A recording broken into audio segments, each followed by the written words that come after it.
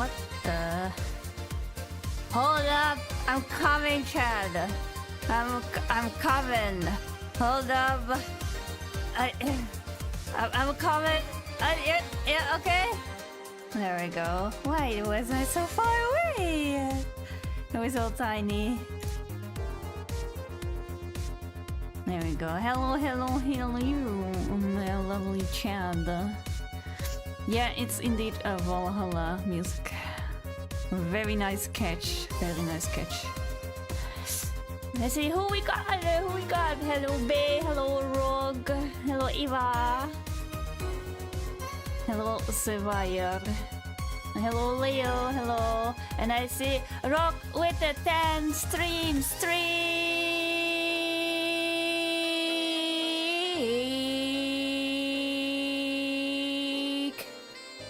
Thank you for your continuous support. Now you all do. I'm so sorry. I forgot the time. I was typing in someone else's chat and I suddenly saw like the time and I was like, oh, no. Me running. Oh, quick. I'm here now.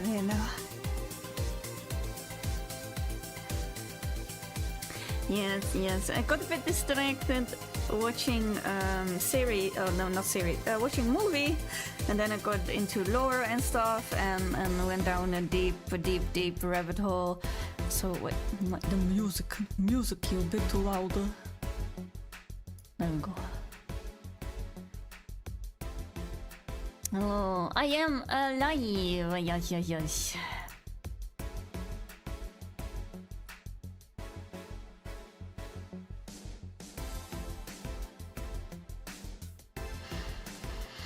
Yes, so as you can see, we have a little bit of a new look to our chat. I finally upgraded the chat. Are you proud of me? So you guys have like a new fancy color. Yes, new chat box indeed. And the chat box has a very nice thing.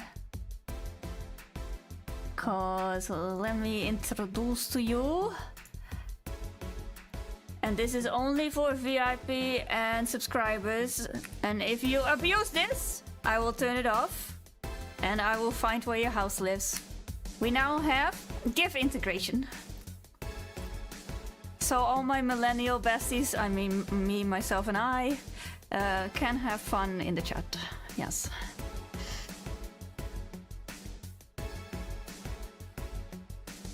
Yes. So chat can be all cute and stuff.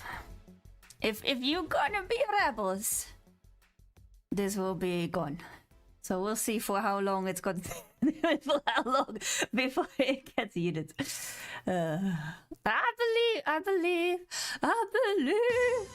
believe my chat can behave itself. It works with any link that ends on like GIF. So, did you hydrate? Wait, did you redeem a hydrate? You did 11 minutes ago. I shall extra hydrate. Yes. Thank you.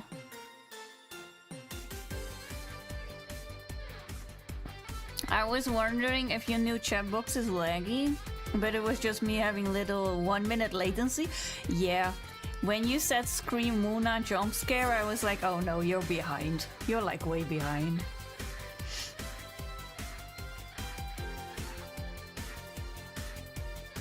Yes, so Chad, how is he doing? How was your weekend?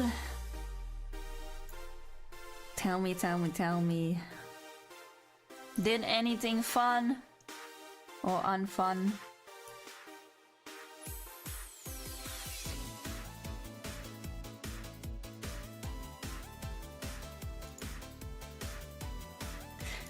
I was working. Oh, good job. I want to skip tomorrow. What is tomorrow? What is a special day tomorrow? April 15th.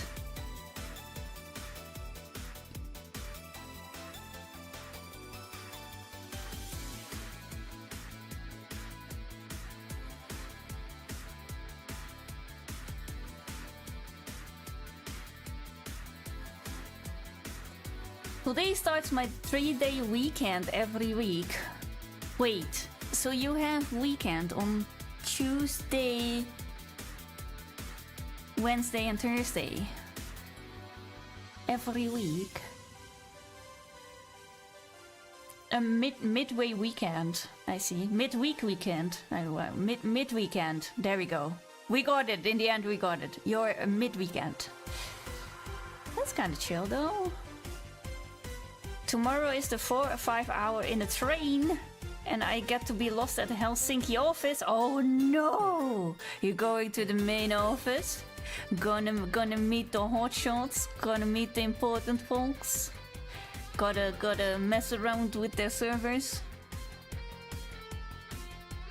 Yes, it works for me rather well. Now that's good, right? As long as your work can accommodate your life, it's good work.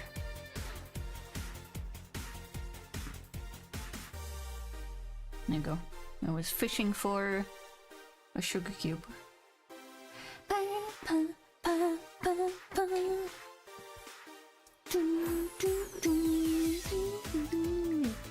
It's been such a long time I played this game, but out of all the like synth electronic type of things I listen to, I always think this OST is like, wow, so good, so good. Oh, how is the readability on the chat on the screen? Is it alright? Do we need bigger font or this okay? Now my boss wants me to go check out Dark Room. Ayo. And learn imagining from seeing. Oh, alright. Gonna go try the new Popeye One Piece collab. Oh yeah, I saw you talking about that. The lemonade. Was it like gum lemonade, right? What kind of lemonade is that? It's Gucci? Okay, nice. I'm blind as fuck without my glasses. Me too. Me too. Soon, aka next week, I'm gonna go get new glasses, champs. I'm gonna get outside. I have a whole week, well, half a week, to prepare myself mentally for it. I don't like it, all the measurements and stuff like that. Wolf streaking the streams. Oh my god, Bromat streaking with the 7 stream streak.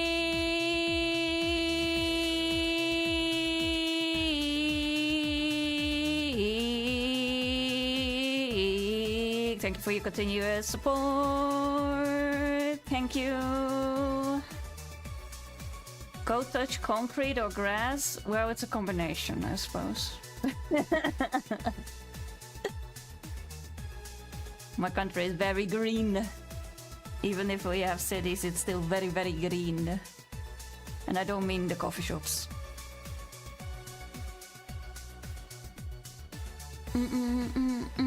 Hey Sonic! Eee! Welcome in.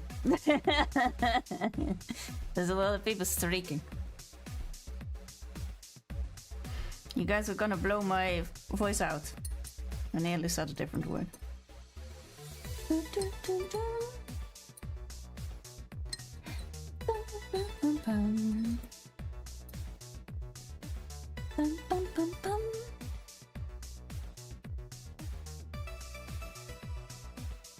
Yes. So next week, get like all the freaking eye measurements and stupid stuff done. Hopefully I can find a frame that I like. Hopefully I don't need to go to a different store or stuff like that.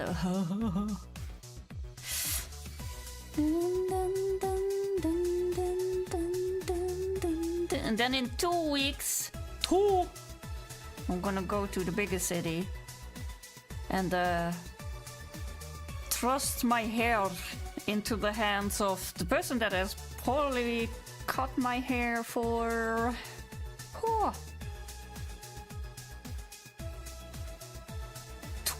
more than 20 years. more than 20 years she already cut my hair. Like all different styles and everything. And yeah.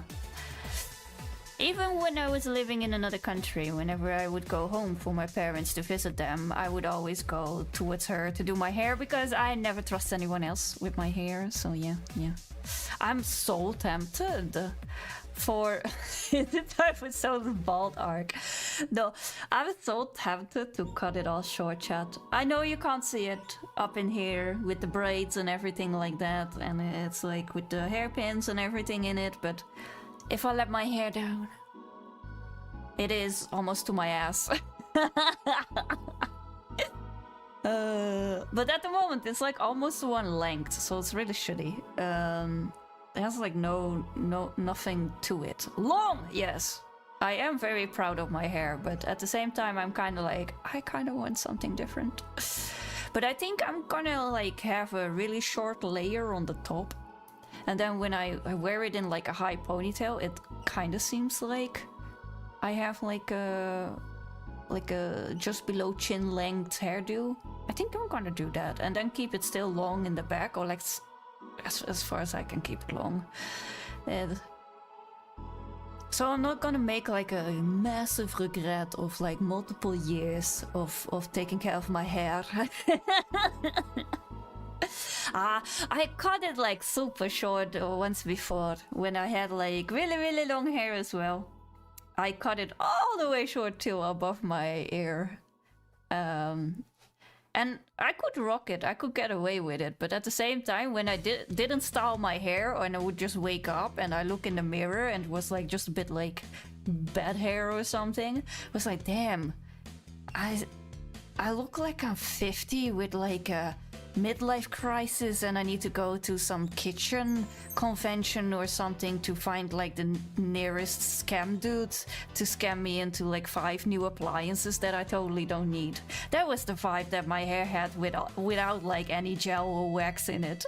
It was bad. So I even got a wig for the in the meantime, when I didn't want it to have like the short hair and not do any styling to it, to be able to not like look horrible like a Karen.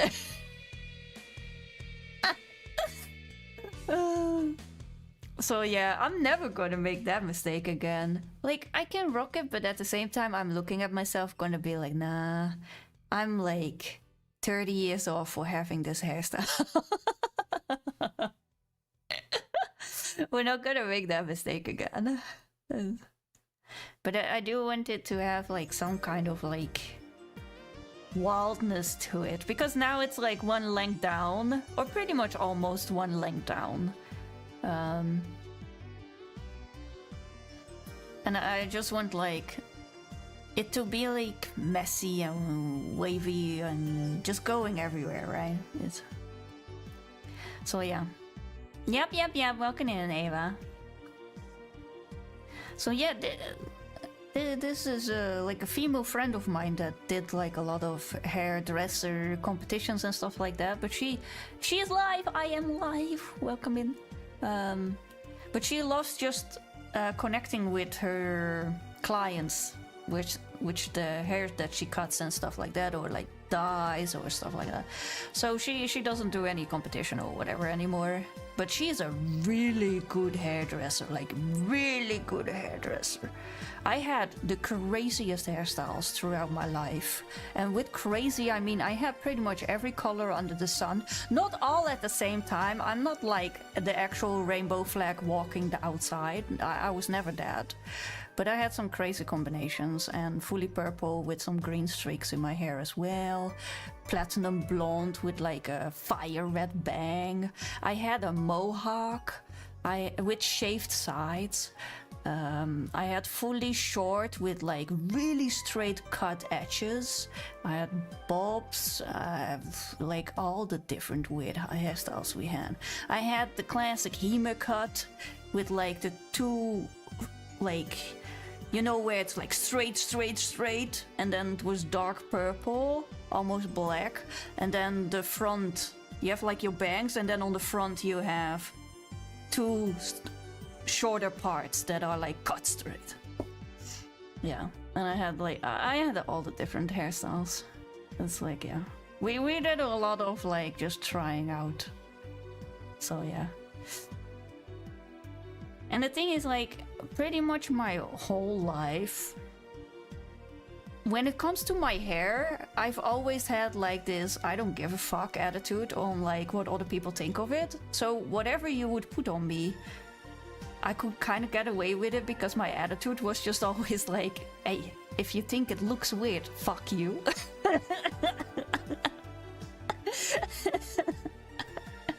And then later on in life, when I was like 25, 26, I 100% went into that mindset of like, it's my life. If you have anything to complain about it, fuck off, right?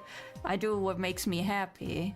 And as long as I'm not hurting anyone, then well, go get a hobby instead of gossiping about someone, right? It's like, if you spend more time worrying about other people's lives than your own life, you have problems to sort out. Yeah, don't come to me with that shit. Like the clothing or the hair or whatever, it's like, yeah. I don't know, did you see her hair?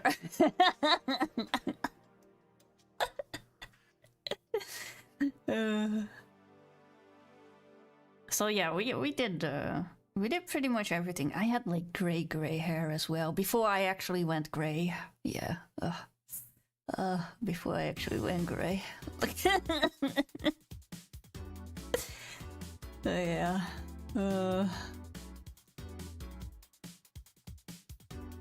Yeah, you look old Bachan. And now my hair is like as conservative as can be. Long hair, mostly put with like a bow in the back. With like a neatly silk bow or something like that. With some bangs and stuff. Or like up, like that you see here. Oftentimes with braids actually, so yeah.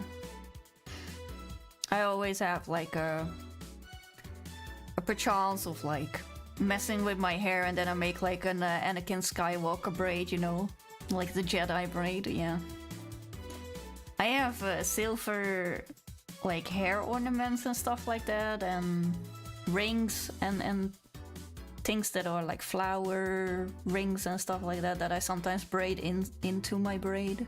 So yeah, we get your what is it, your Targaryen hairstyle. For the Game of Thrones people around us. Yeah. Fairy princess, so I don't think I can ever be a fairy princess. I think I'm too much of a tomboy for that stuff. Or I would be like, I don't know if Tinkerbell was very much a tomboy. She was a brat, that's what she was. I mean, I guess we have really like cool, what is it, cool, I didn't want it to say delinquent, but that's mostly the type of vibe it is, right? Not actual delinquent, but you know what I mean. If you watch anime, you know what I mean. My cursor today is being an absolute pain in the ass, hold on.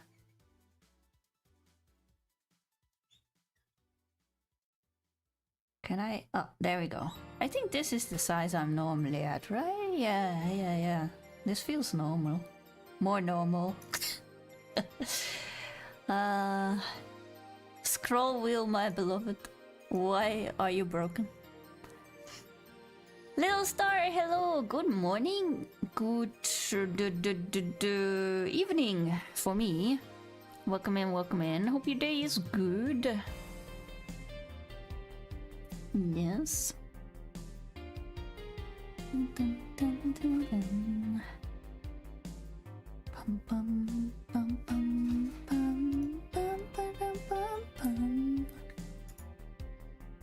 Oh. Oh no, I forgot to change. Hold on. Ayo.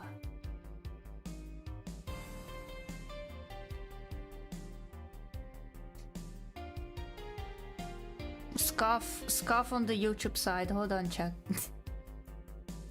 Change.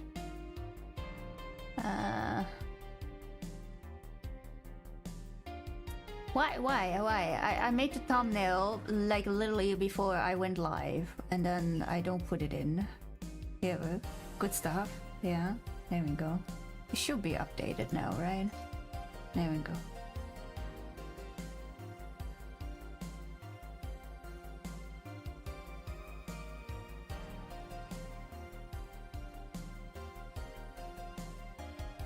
Yes.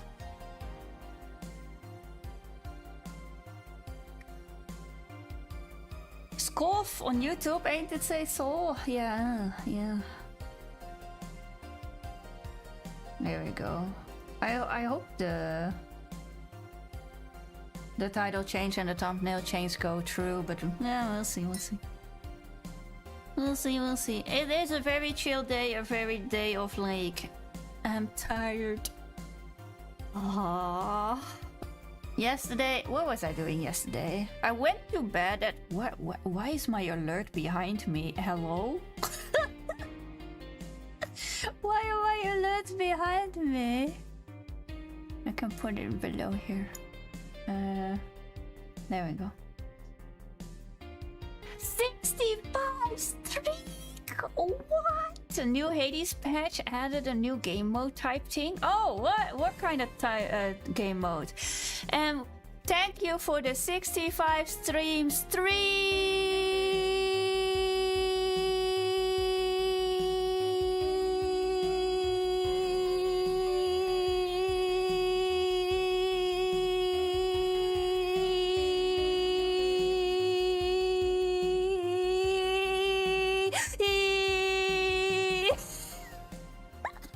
I lost my air.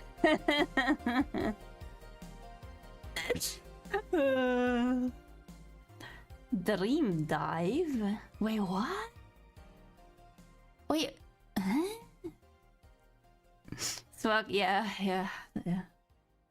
I slouched over and then I lost my air. That's what you get. Then suddenly your core muscles are like, okay, we're done.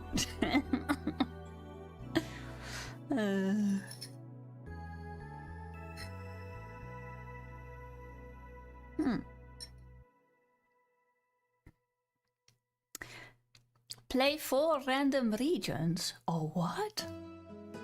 I just played Fields, Tesla, Affair, and some. Wow, that's sick!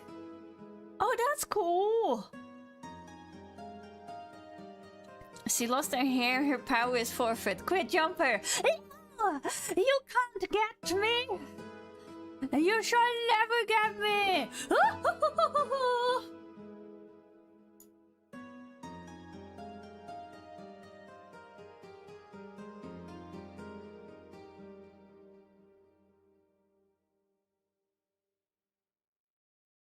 Streamer going riot? I can still see you chatting. I can still see you chatting.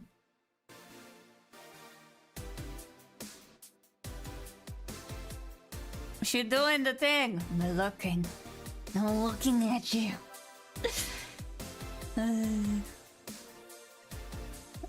Go right. Is that my chat rising up whenever I go away?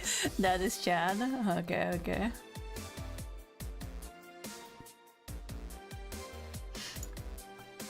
Riot, anarchy! This is our chat now!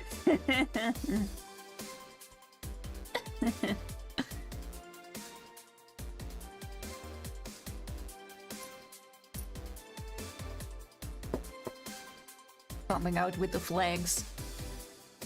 Become more unhinged? Oh, if I'm high energy, or at least like moderate energy, well, that's not true. When I'm either intoxicated, that's for one, or I'm like tired. To like, I'm fueled by coffee now because I had like bad rest. So I become more silly. And I don't know, today is a very much not giving a fuck day. So yeah. Yeah. Yeah. Oh, I don't know. I went early to bed yesterday and I don't know what really happened. What did I do? I didn't even... I watched a movie. Oh yeah, I watched Tandem. And then I went fairly early to bed. It was 1 a.m. Yeah. What did I do in bed? It must have been like dumb scrolling because I can't remember it. And then I tried sleeping. Sleeping didn't go so well. And then my groceries came in really early. So I needed to wake up and say hi to the grocery person. And be like, yeah, thank you for your groceries. All right, bye. Store all my groceries. And I wanted to go back to bed. Was being like, okay, I'll chill a bit. And then when I get more tired, I just like sleep more. And then my fucking... the doorbell rang again. Apparently with like a package of the previous person that lived here. I was like, no, that's not for me. And then I was like, well, you know what? I guess I just don't nap. I guess we're just gonna be tired today. And then hopefully, fingers crossed, my brain decides to be smart and reasonable and go to bed fairly early and actually sleep. Yeah. I hope it will help and accommodate my wishes. Because you never know. What are there other things in the Hades patch that were cool or like something big changed? I have them open here on another tab. Hold on, let me check.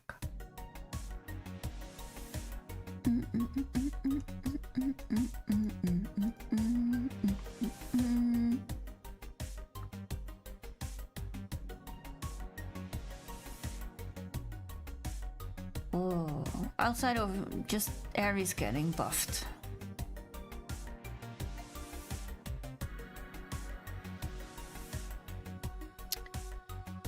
What if the previous owner wanted to give you something and you rejected the package? Well, the thing was, the delivery boy was like, do you have the code? And I was like, the code? Well, you need to give me a code, otherwise I can't give this to you. It's a mobile phone. I was like, oh, what's the name on it? And he was like, oh, it's this and this. And I was like, oh, that's the previous person. So you need to send it back. I reckon it went to like a previous address, that they automated it to a previous address or something. So yeah. I was very tempted to take it though, because I do need like something of like a new iPhone or something like that for my tracking.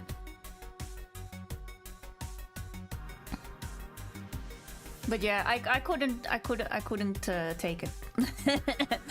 He's not allowed to give it to me without the code. You can now skip post-run lines. So better RTA times. Oh. What? Wait, what? Post-run lines? No. We would time it on when we would murder the boss anyway, so that, like, the whole yapping doesn't matter. Yeah, the Homer dialogue, it's not for RTA. Oh, RTA! You're talking about RTA, I'm dumb. Yes, RTA, you're so right. Yes, RTA is a category as well. Yeah. Yeah, the Homer dialogue, oh, that's so big. Poor RTA people. Back to the grind you go.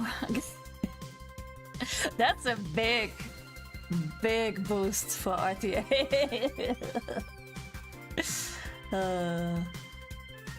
That's also nice because then there's less RNG, because those lines can be like one sentence or they can be like a whole freaking monologue. So yeah, that's really good. Poor webs. But maybe it'll give them a bit more motivation to run new... I don't think so, but yeah.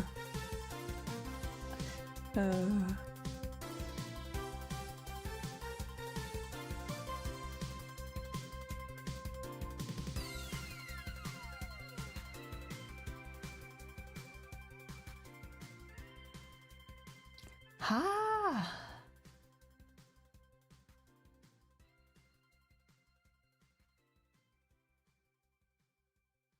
Oh. They put like the falling blades over surrounding foe now when you collect plasma or inflict wounds. What?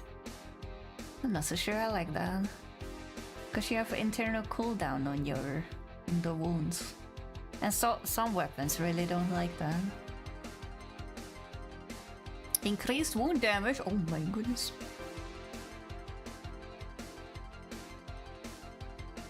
Drawing in plasma automatically adjusted offering requirements. Oh! Wait, the Aaron's legendary has different requirements now. Interesting.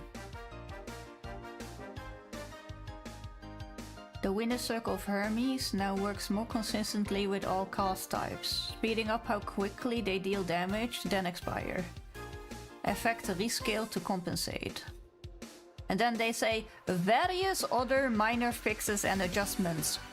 Why am I reading the big patch notes when you put in this fucking line? I want to know exactly what you changed.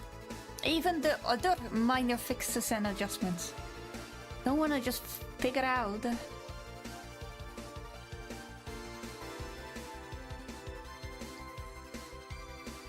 Wait, what? Moonwater now activates after you take damage effects multiple times in a row. Oh. Oh, interesting.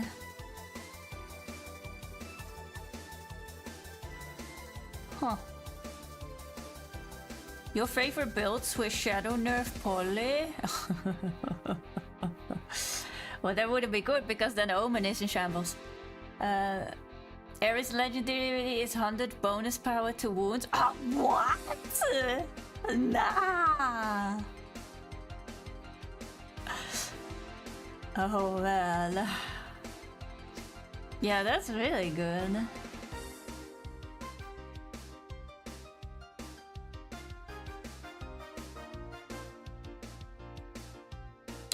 The tentacles of Charybdis are not susceptible to morph anymore. Oh, Charybdis skippers in shambles. Ay. It was too good to be true. It was too good to be true. God damn it.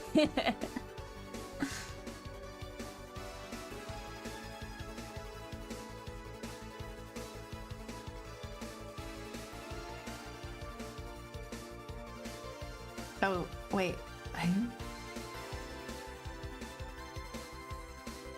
No more skipping Selena room? Yeah.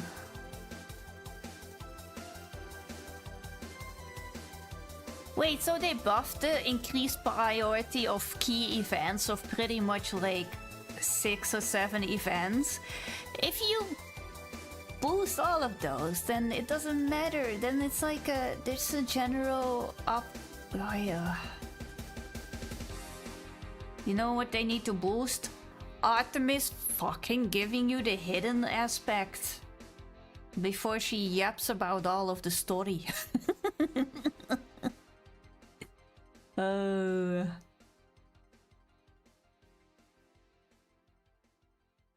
Reduced requirements to fulfill this. Oh, interesting.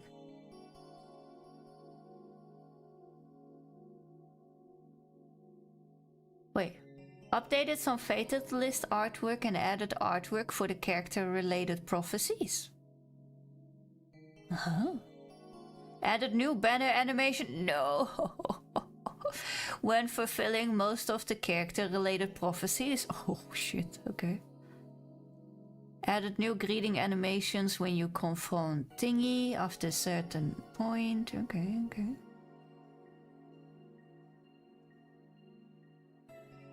Oh, they added new animations for people in the crossroads. That's cute. Added a portrait variant for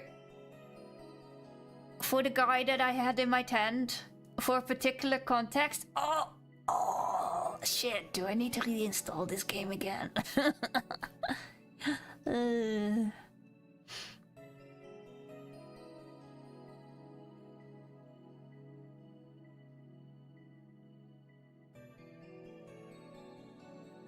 Oh, they did a lot of visual effects update.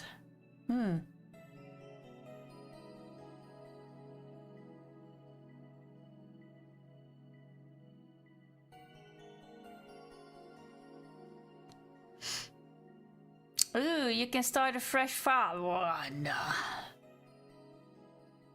No. I'm not a fresh file. I mean, isn't that just using Melstaff and no Arcana? Right?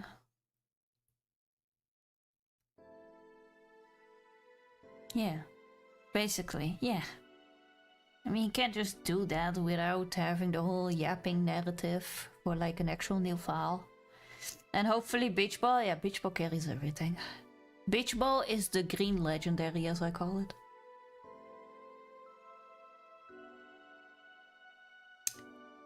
I love that they I love how they censor his name and then in voice and narrative his name is not censored. Good going. They missed that one. New voice lines, okay.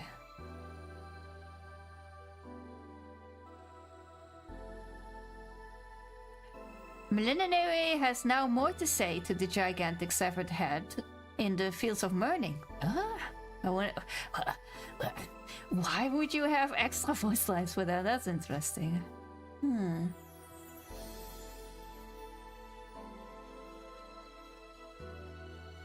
Extra things to say about the unlockable abandoned statue. Okay. Wait. Is that our brother dearest statue? That would be good. Melanoway now gives due credit if Tula vanquishes a guardian. Oh, what? What?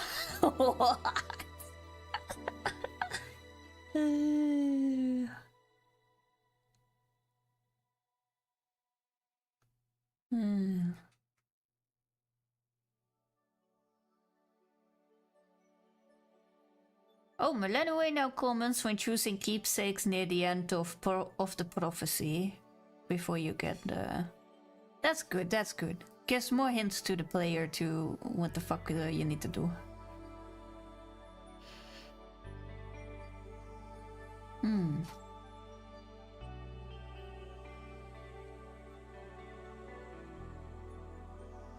Eris now has opinions.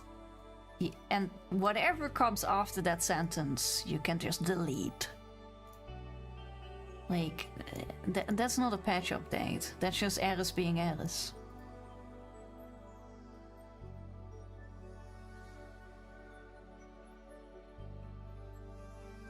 Huh. Okay.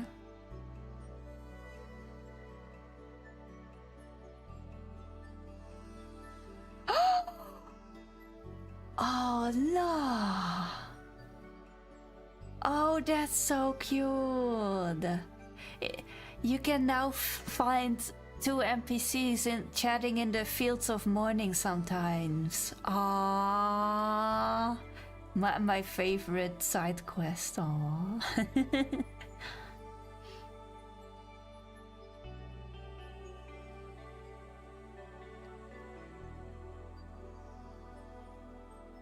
Hera won't act like she never met you if you reach the Palace of Zeus before you find her boon. That's good. I found that really weird.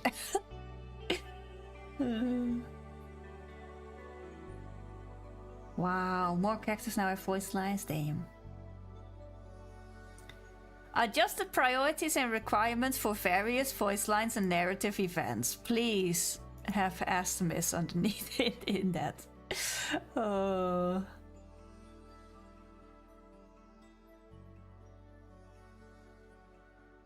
They did quite a bit of an update here.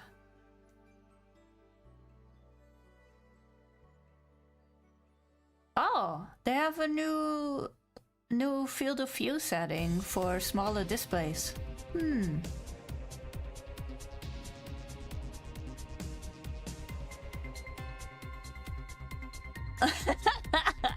Oh, I see what you guys mean for the Homer. You may now skip most of the narrative Homer outcomes after a successful clear. And then in brackets, he won't really mind. That's such a nice little flavor.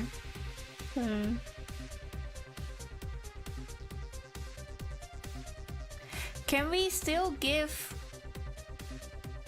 Yo, they made it that we can give gifts after maxing out an NPC, but what I really want is that we can give freaking pet cookies and treats and such to our companions after we max them.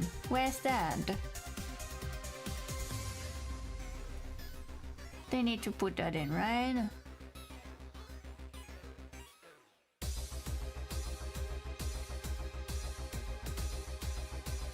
No! Why we didn't put that in? Aww.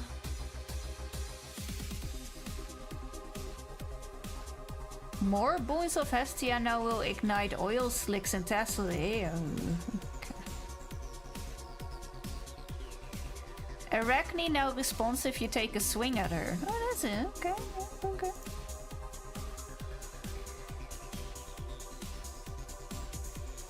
Added more festive atmosphere to the crossroad after you did the full ending. Huh. Interesting.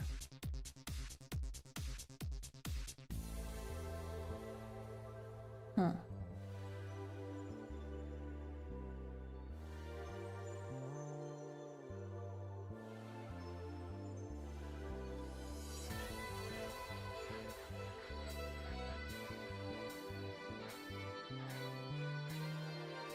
Oh god, there's a lot of bug fixes for all the weapons. What?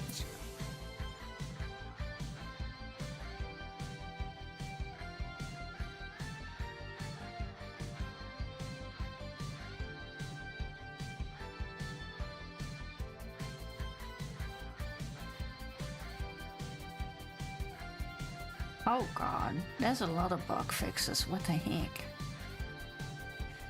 Rapid Onslaught no longer lies, it works on the Morrigan now. Wait, what?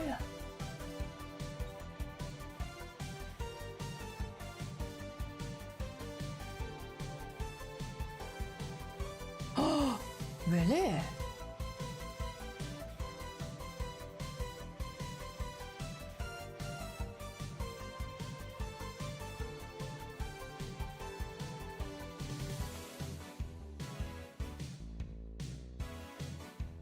Wait, is that kind of useful then, though?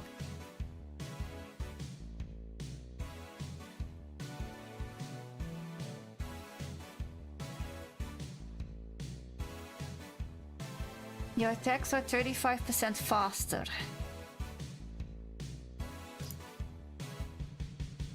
Yo, that's pretty big. 35%? Oh boy. Well, I guess you need to make a new tier list for the hammers. An updated video. Kitori! How you doing? Welcome in, welcome in. Wait a minute.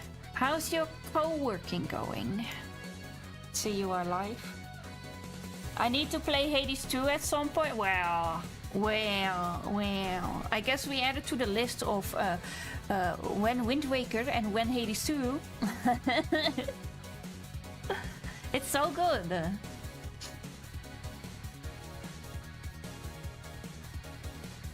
I had to go to the dentist. I need another Oh no. Oh, I don't like the dentist either. Oh, well, you had you had holes. How do you say that when you have like a hole in your tooth?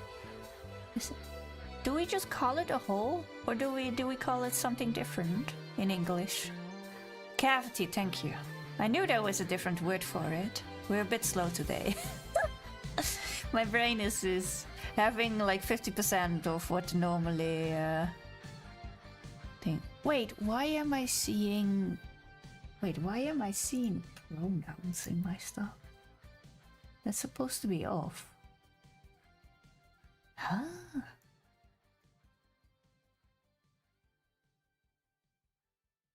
Wait, it only does with you as well. That's interesting. But I cracked the tooth. Oh! Oh! Oh, that hurts. Wait, do they just leave the tooth? Oh, it's not fully cracked through, I guess. You have like a fissure? Ooh. Did you bite on something hard? Yeah.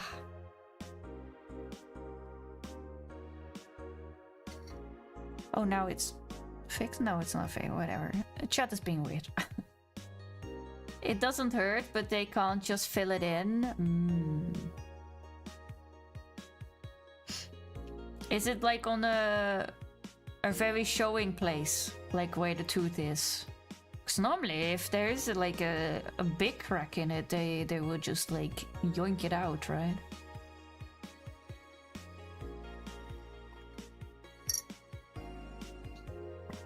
No, it's my back molar. Oh, interesting that they then still put like a cover on it.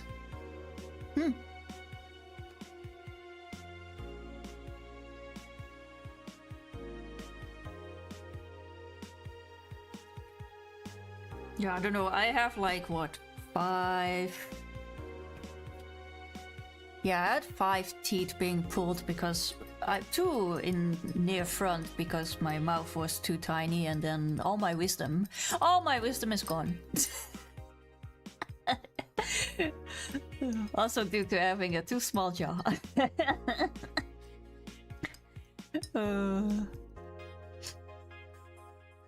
Yeah, you know the hamster with the banana picture? Yeah, that's me. That's me. Yeah.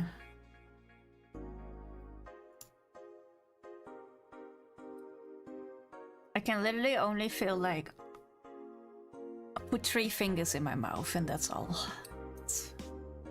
We can't put a whole damn fist in there, sadly. Mouth too small for enjoying big food. Eating burgers is the worst.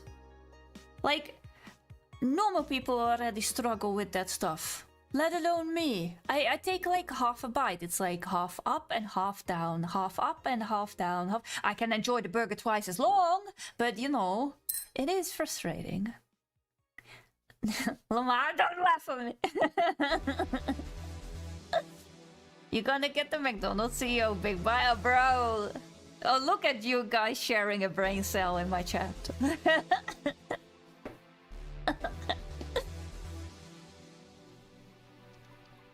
The McDonald's CEO just didn't want to eat a burger, bro. That man didn't believe his own product.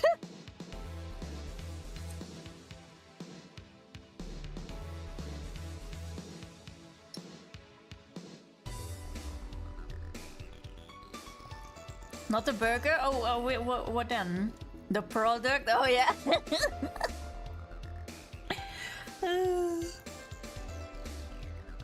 He should have just went to Japan for that promo, because McDonald's in Japan is actually pretty solid.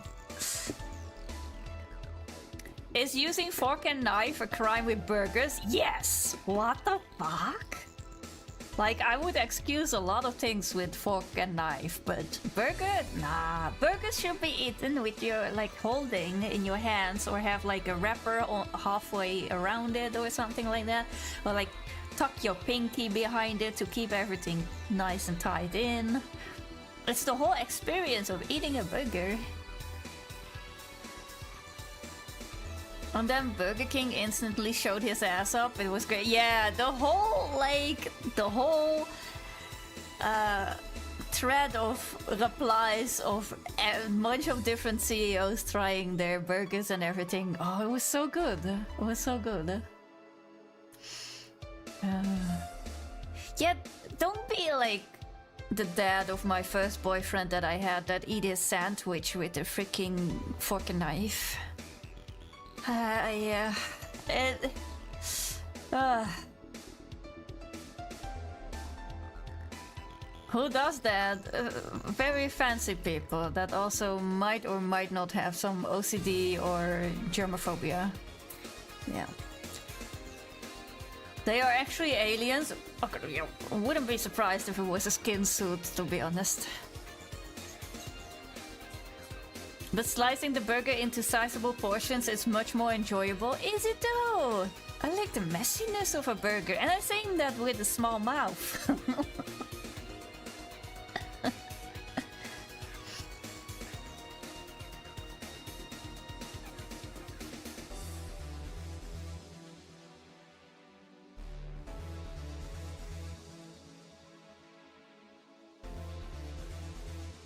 I don't know, I would feel so weird of just like... I already feel it weird if I cut my burger in half. When I like share it with someone, it just feels wrong. It feels wrong to put a knife to it. To have like having a clean cut on a burger is just not correct. You can be as fancy as you want, but I will judge you. Yeah. You're allowed to have your own opinion, even if it's a wrong opinion, as I always say.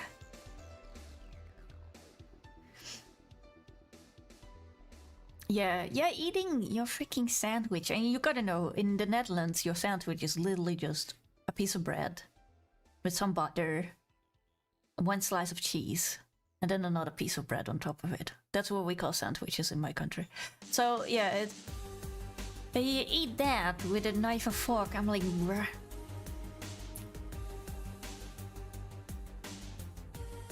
Like, I've seen a lot of people from different arrangements of wealth in my life, but that man baffled me in certain cases. I was like, oh, you can have old money or new money or a lot of money or no money, but yeah, it's a bit weird.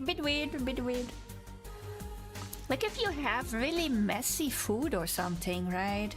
Like if you are in the UK and you have beans on toast, I can understand that you have like a fork and knife, right? Or a spoon in that regard, but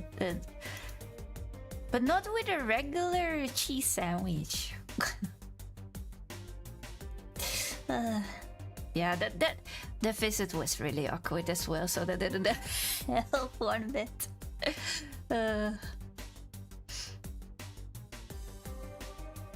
Yeah. I just don't like the sauce getting into my hands. I can understand that. But that's what you have napkins for, or wet wipes, or the faucet and soap. Right? I don't like the feeling of anything on my hands either. Like any stickiness or any goopy or slimy or stuff. I don't like that either, especially not if it like dries up and it is like a kind of little bit of like, what do you call it? Tacky. That's the right word, tacky. I don't like that either. I wash my hands way too much across the day for sure, but even then, I make an exception for burgers and pizza. Yeah. I think that's the only thing you can eat with your hands. Well, sushi, if you do it the traditional way, but yeah.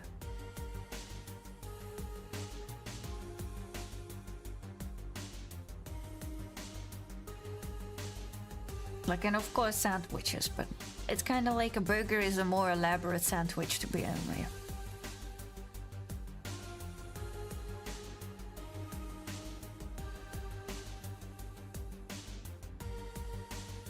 Yeah. I feel like it's part of it, right?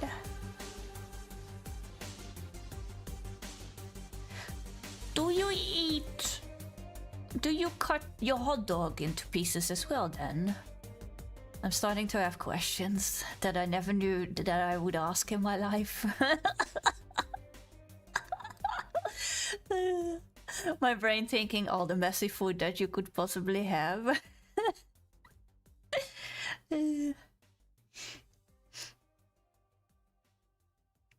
Yes, Then separating the bun with the patty and the veggies is definitely a crime as well. Oh yeah, yeah, no. That's like essential, right? I don't care how autistic you are, and I say that as an autistic person. You like you can't separate everything on a burger. It's one package.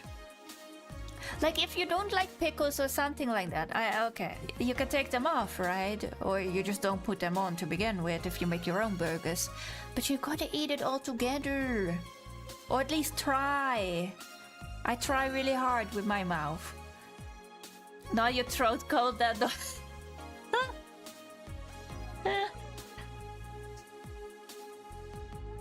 including all the sauce and everything. You gotta have a big throat for that. Or at least like the well, you know, if I think about the hot dog, I think about a pretty big hot dog because I'm used to like the sausages in Germany and stuff like that, and that's not technically like a hot dog. So yeah. I don't know how big the buns are either. Like, can someone make a hot dog? Bro, my dog is still here. Make a hot dog and put a banana for scale. Like, I need to know now. What is the average hot dog size? With the bun. With the bun. Oh my god, this would have been so bad to take out of context. The Costco hot dog is about a foot long. What the fuck is a foot? No, just kidding. A foot is like 30 centimeters, right? 6 inches? You guys with your Monopoly and freedom measurements, yeah, it's 30, 48. My dogs are frozen, but I will deliver. Thank you for your work, soldier. Average hot dog size 30. 30. Hold on. 30 centimeter. 30, 30, 30, 30, 30. 30, 30, 30, 30. Oh, I need to have the other side. 30, 30, 30, 30, 30, 30. Oh. 30 centimeters? That's crazy. Is the hot dog really that big? Nah. Foot long. That's like a Subway sandwich. That's crazy for a hot dog. The hot dogs here are like 15 centimeter or something. Or if you have like a bratwurst, I guess they are bigger. Odd. We gotta measure things in bald eagle. Yeah. Yeah, it's great and it's like 120. I mean, yeah, I know Costco is the gold, but 30? No wonder people are so big. Over there. 15 centimeters is 6 inches. Yeah. No, it's not. Oh, it is. Wait, it is. Yeah, you're correct. 15. 6. Wait, is that 6 inches? Bruh, is that 6 inches? What are females always saying? She wants the 666, right? 6 tall, 6 inches, and 6 figures in the bank, right? That's what they always say, right? I think that's the thing that they say, right? Damn, she's surprised by 6 inches. I mean, it sounded... I thought 6 inches was smaller.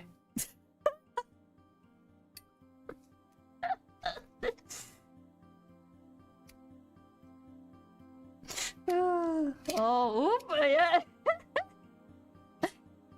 I mean, 15. Yeah. Yeah. Don't do me dirty like that, chat. Damn, how many guys are lying to you?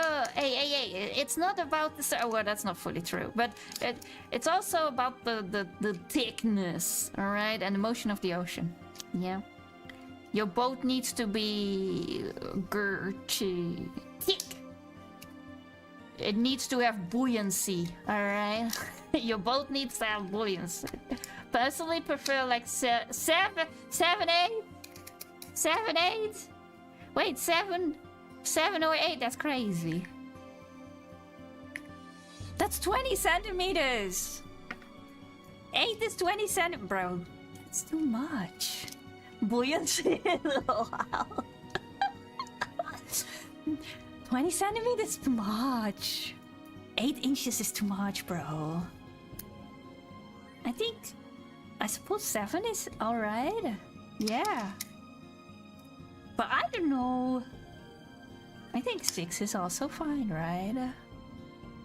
I'm Pan and I know what I like both ways.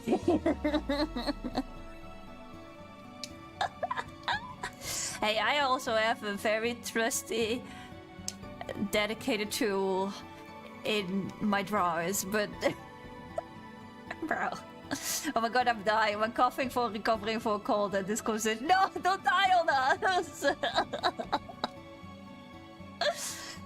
It's just whenever people talk about inches, I just don't actively think about it. That is 2.54. It's 2.4 all reliable. Not all reliable. That's disgusting. That sounds so bad for stuff like that. Yeah. No, if I look at 6 inches... Hold on, I've done it. If I look at 6 inches... and then I see it in centimeters in front of me, I'm like, that's crazy, that's big. Right? Yeah, 15. So that's why I thought 6 inches was smaller. Because 15 looks so big. 15 centimeters looks so big. I don't know how you guys even, like, measure that shit. Do you measure from the top? Like on top, okay, don't answer. Don't answer. I'm getting like stupid questions. Don't answer. Let's have another subject. I'ma head out to Popeyes now. Really want that lemonade. Yeah, let me know how the lemonade is. Yeah, lemonade. Yeah, I love lemonade. Lemonade is so nice. What kind of lemonade do you like, chat? Let's talk about lemonade. I like iced tea though. I'm more an iced tea person. If we're talking about lemonade.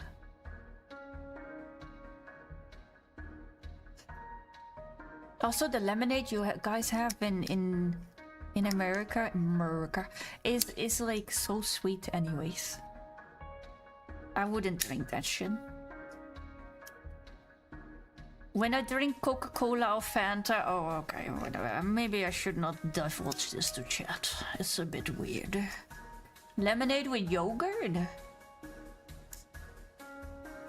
Ah, you mean like a dairy drink? Or are you really surprised by the sugar content now? No, I've always been surprised by the sugar content and the volume of things in America.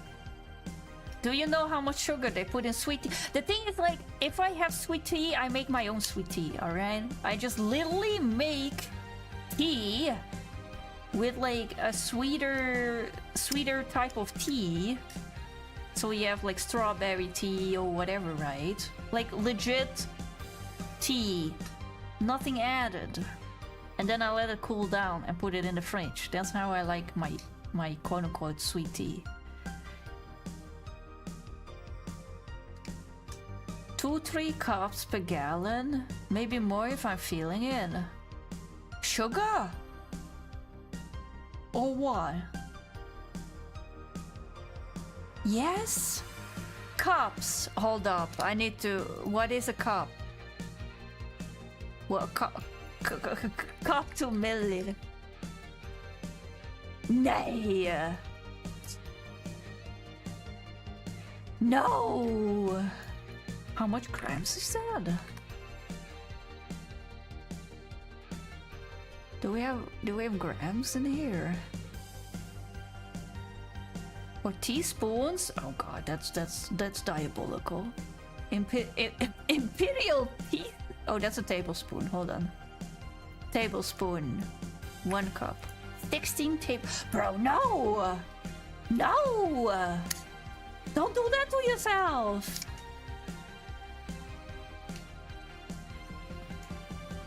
I gotta find the post for you real quick. Oh no. Oh, you actually sent me the hot dog. That sounds bad. And I guess that's an average banana, right? Yeah.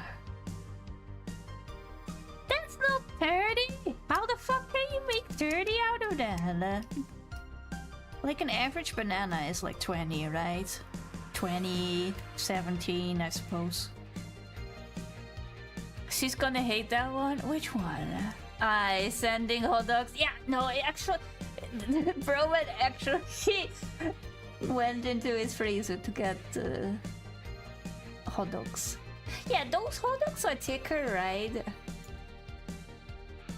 What do you call the tin hot dogs then? Do you have a different name for that in America? Because you also have hot dogs that are thinner. Or is it just because they are longer that they are thinner? Well, that would check out, yeah.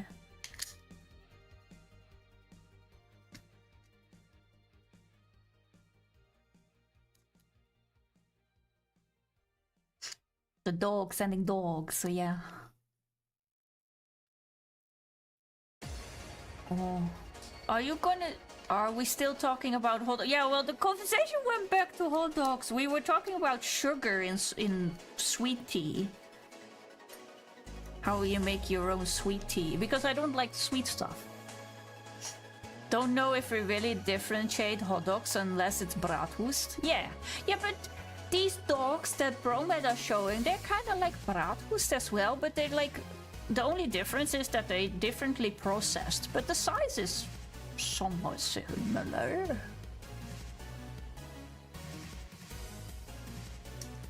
I suppose they are a tiny bit smaller than their German cousins, but that also checks out, you know? You don't like sweet stuff? Then how come you are so sweet? Nice one. And timed out. No, just kidding. I'm already plenty sweet of myself, so I don't need more sweetness. Yeah. You want that answer? Yeah. Bond length is typically the average. Oh, I see. So it depends what you put it in. Okay. Good one. I wonder if I have brats in the what the oh, bratwurst. Oh, yeah. Put them next to each other then.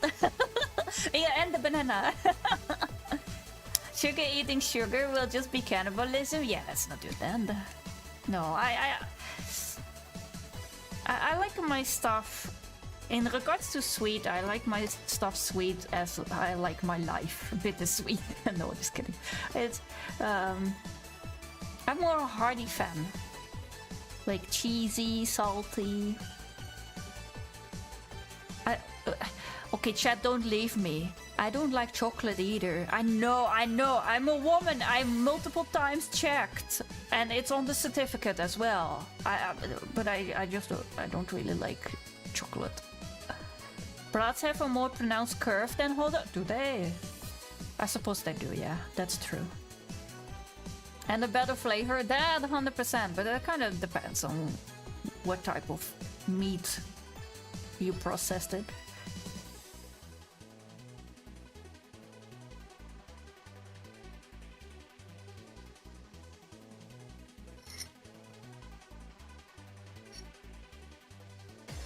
Like even among processed stuff, there's a different flavor, right? You have chicken nuggets that taste like cardboard, and you have chicken nuggets that taste slightly less like cardboard.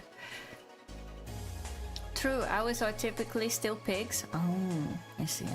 We have like mixtures. You can get like pig, or beef, or boar. I wouldn't really... Dried boar sausage is really good, but I wouldn't really eat straight up boar sausage. It's really strong. It's good for stews though. Oh god, it's so good for stews. Chocolate is okay. Prefer matcha, as in performative Erdlin. Matcha is pretty solid, yeah. If you have good matcha, right? It's good, yeah. Matcha was like all the rage. Or maybe it's still the rage, I don't know. But when I went to on holiday to London, you had a lot of matcha shops for like the hipster. You know the hipster coffee shop. They now all became like hipster matcha shops, I feel. Yeah, and they're fucking expensive. Well, I mean, London is expensive to begin with, but yeah. We gotta go out of our way to get many different options. More often than not, I do like the Polish kielbasa. Oh, yeah, the Polish kielbasa. Oh, if we're talking about sausages, the Polish, no. Yeah. Yeah, but like I can't really say anything like that, right? Because my favorite food is goulash. The Hungarian goulash. And it's just something about like food from that region and just more to like Eastern Europe, which is just so flavorful. Yeah. I mean, Dutch cuisine is fairly bland to begin with, outside of whatever we toss into the fryer, in the deep fryer. But it's fairly bland because we always sold all our spices, right? So yeah. You're not like actively partaking usage of your own wares that you are selling. So we have a lot of potato dishes that are just boiled potato mashed together with some vegetables. Well, it's really nice as comfort food in the winter, just not like the rest of the year. And then you have like very fancy restaurants that do like a deconstruction of the type of food that we have here, aka putting it all apart and preparing it all separately. Then yeah, of course, if you prepare it all separately and let it shine in its own way because it still are good products, then yeah, it's good. I think I have a more pronounced food craving from the Polish part of my heritage. I'm the only one in my family that lost all the food from there. Pierogi. Pierogi is like, oh my god. If you want to get me fat, get me that stuff. Oh boy. So fancy. I mean, yeah. I don't really go to any fancy restaurant. I love family restaurants, like restaurants that are multiple generations of family with authentic food. Oh, yeah, so good. And the only one who eats fish? Really? But fish is so good for you. It is really expensive to eat fish these days, though. Even more than it already was. I try to do it more, but yeah. I love fish. I love fish as well.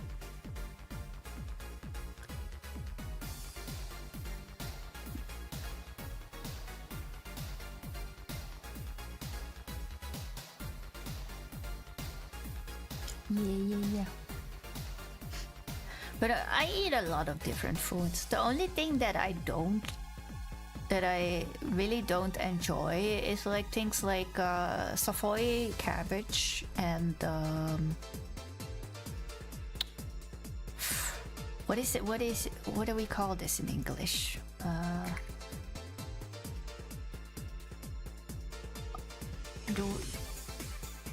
Can I get a Wikipedia page?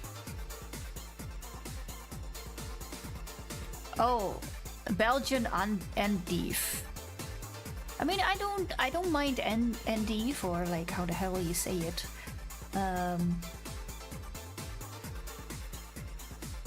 But the Belgian one is just really bitter, really bitter. I make pierogi at home. They're so good. Oh my god! Vacuum seal it and send it to me. No bratwurst, by the way. Thank you for checking. I know how bratwurst looks. We have plenty of bratwurst in my country. I love bratwurst. Oh my god, a good sausage. Yeah, but I'm a notorious meat eater. But I never had it. Oh, if you can get it somewhere, if you have like some authentic German or like Austrian or type of cuisine around. Really, really good. Or just go on holiday to Germany. Just go. And go to like a bratwurst festival. Go to a Ren fair. Oh my god, meters upon meters of bratwurst. How do you like your steak? Well, I like my meat how I like my like it should not be bleeding, but it should also not be like between like just below medium, I would think. Yeah, just below medium. I don't want it to become like a shoe, the bottom of a shoe or something. And it still needs to be juicy, but it should not be trying to walk off my plate, you know what I mean? Medium rare, little pink in the middle, a little bit more than pink in the middle. Yeah, yeah. I like pink in the middle. I think there are some places nearby that might have some. Ooh, try it! Haven't had a chance to try the orange raspberry looking cloudberry. Orange raspberry looking cloudberry. What? Google. Orange raspberry cloudberry. What is my chat yapping? No, not the raspberry pie, bro. Flowering plant in the rose family. Oh. Oh, it's that stuff. Oh. Is it like tangy? Is it closer to a strawberry or is it closer to a raspberry? Edible fruit similar in structure to blackberry? Yes. But taste? What is the taste like?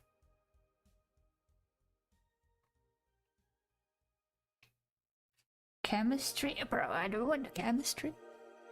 It tastes like apricot. Oh, that sounds pretty good. They're like orange raspberries. Yeah. They look a bit more thick than a raspberry. You know, raspberries have like little, like as if it's like an accumulation of all tiny balls on top of each other. Visually, I mean. These are like bigger balls. Our linguistic prowess today is phenomenal.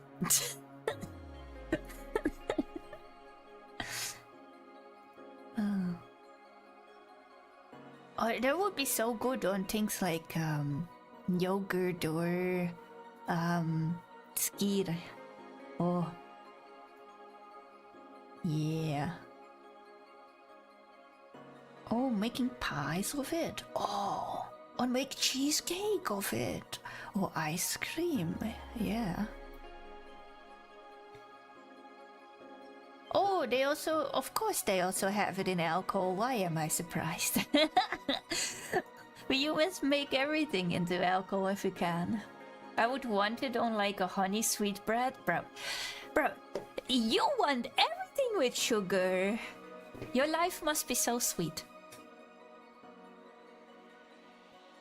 You must be a very sweet person yourself as well, if you consume that much sugar.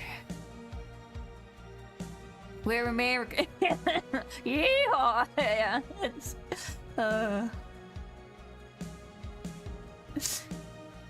I mean, you guys mainly put like sugar and cornstarch into everything. Yep.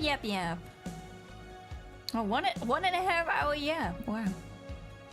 Pastries are supposed to be sweet. No! They're supposed to be hearty. And then depending what's in it is supposed to be sweet or not. No? Daily check-in? Oh, yeah. Nah. Yeah, I didn't really have a game plan today either, so maybe we'll just yap for like 5 hours or something, I don't know. I'm having a good time just yapping about everything.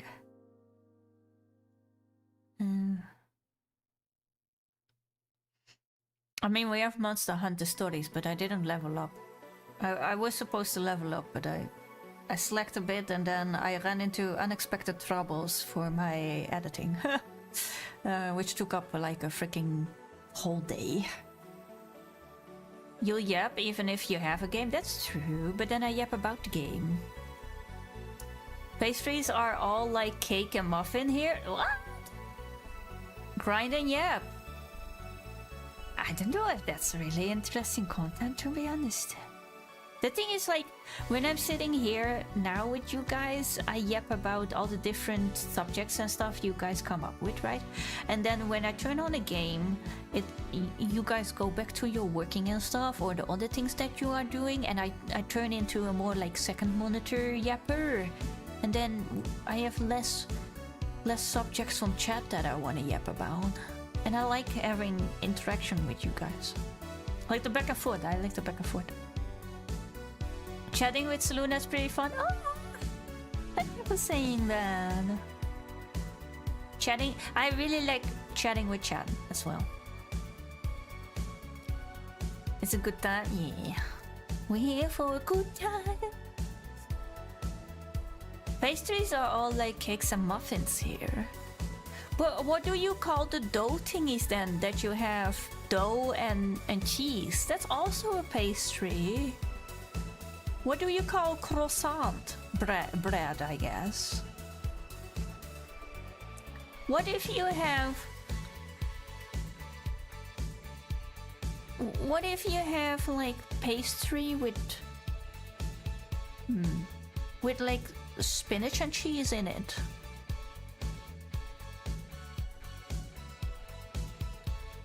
Rock, I think... maybe in your French vanilla fantasy, all your breakfast, all the pastries you care for, those are cakes and muffins.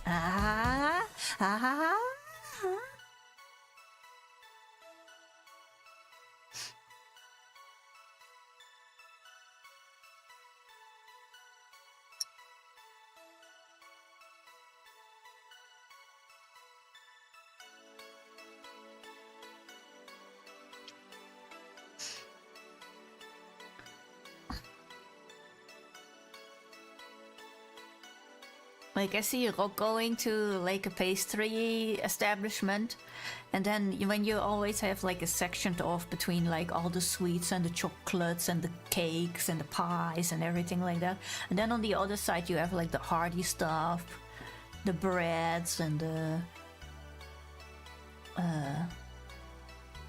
all the cheese stuff and things like that. You would just like beeline to the sweet corner. It could be good in like a cream cheese bear claw or something. Cream cheese bear claw. I'm learning all different things today. What the fuck is that? Because when I say bear claw, I think about an alcoholic beverage, not like...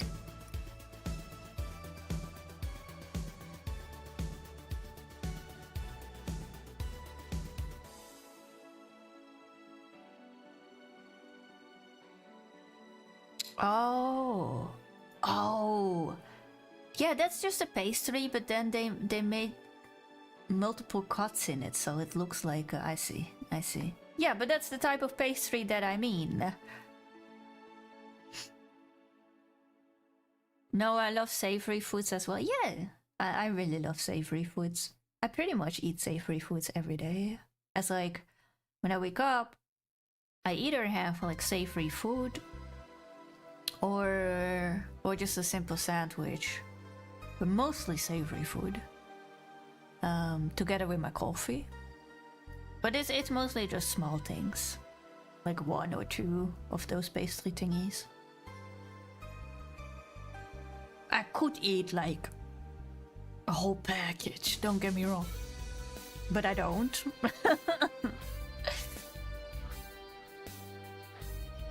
I know if I would do that, no, we should not. We should not. I think then after like After a week or 2 or 3, whenever I would fall on the side, you wouldn't see a difference anymore because the height and the width, it will just be the same. Like I'm at that age where I look at a McDonald's commercial and I already gain weight. It is that bad. So yeah, I really need to like dodge social media, otherwise I'll be like round. I know round is a shape as well, but I don't want to be in that shape, you know. I care a lot about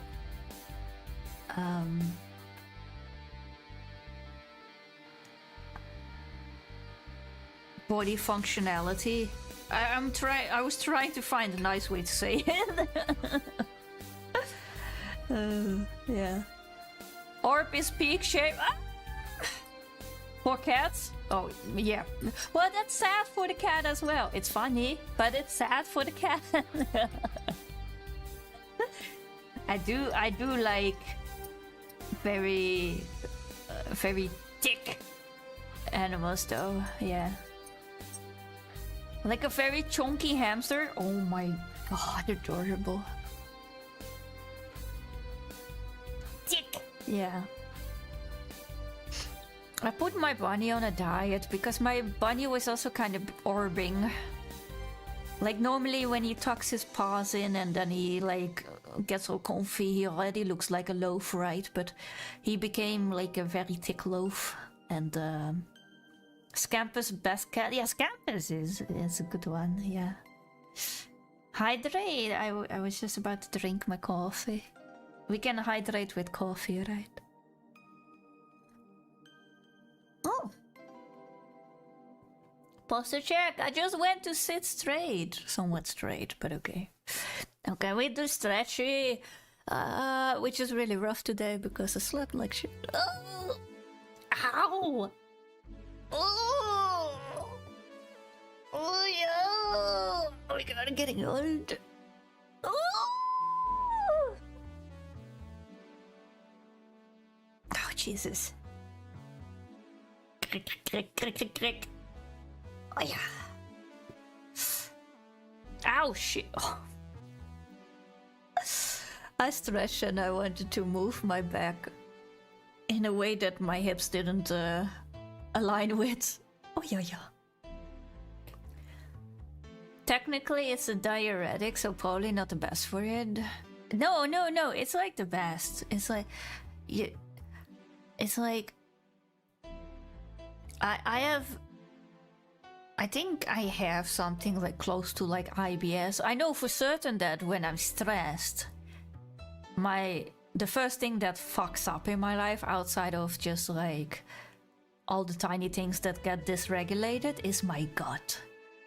Just like everything starts moving slower, it almost feels like. So coffee kind of keeps me in check. You know, with coffee I know what to expect. You know, drink coffee and then half an hour later you just know. It's kind of good for the habit.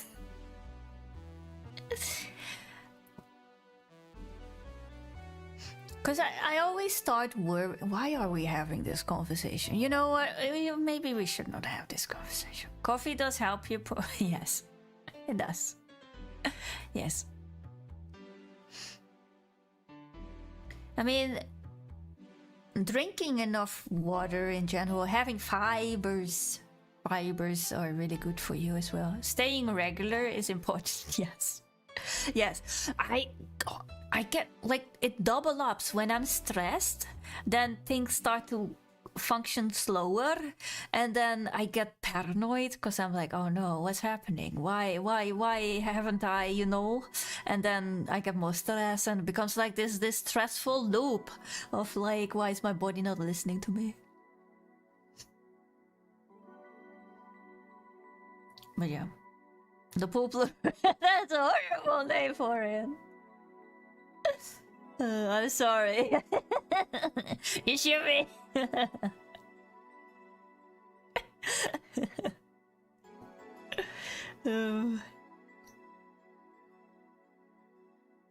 No. I get really paranoid when things like that get dysregulated or it's kind of weird or whatever. It's like the first thing you notice that something is wrong about your body, I feel. When stuff like that starts to go differently. Like you're either getting sick, or you're having a cold, or you ate something that you shouldn't have, or you were tempting fate because the date said something, but you were like, nah, we can still eat this.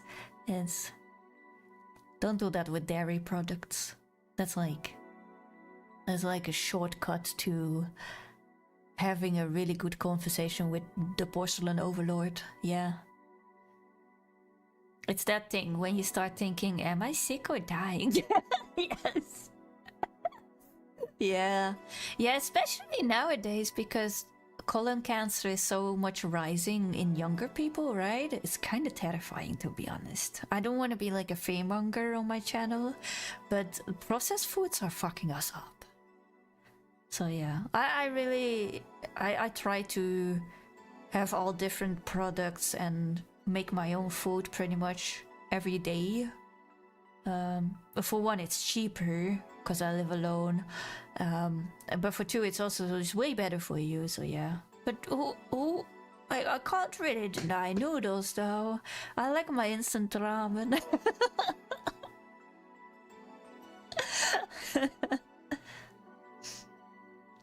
And who has time to make a ramen from the start?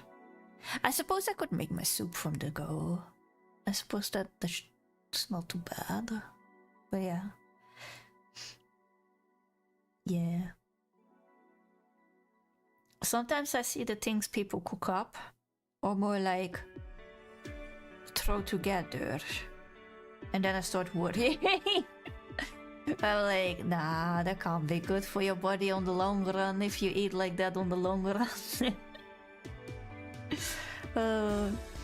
And we all are like, we all want like the easy meal or the quick meal or whatever, right?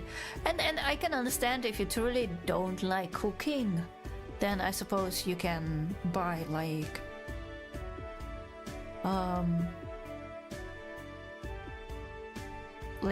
steam, I don't know, like recipes that you only need to steam or stuff like that, right?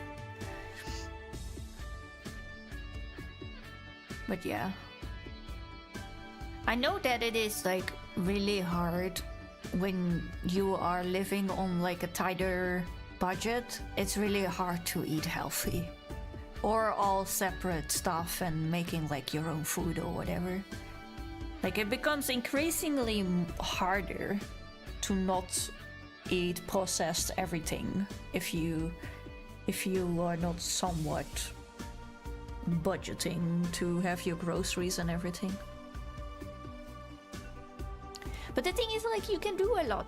You can buy like on marketplaces for like your vegetables at like a market or stuff like that, or on sale. If there's sale, you can buy a lot and then you can cook a bunch and then you can freeze it in if you have a freezer. I do that a lot because sometimes I just have like really bad weeks and then pretty much everything that is in my freezer is slowly getting like emptied out again.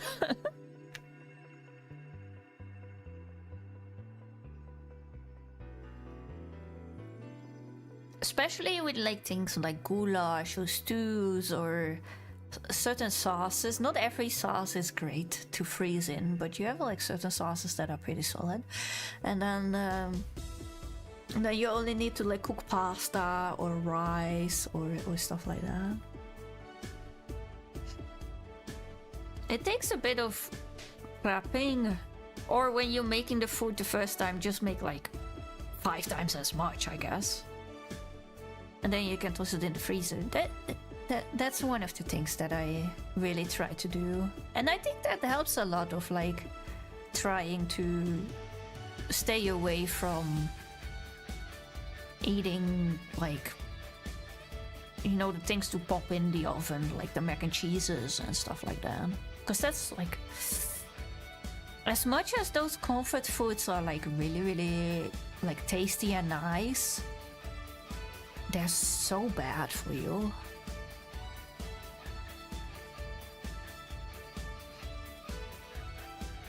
Yeah, and actually, technically, it's not really hard to make like a really nice pasta dish, because most of the good pasta dishes or such have like 3 or 4 ingredients in total. So yeah,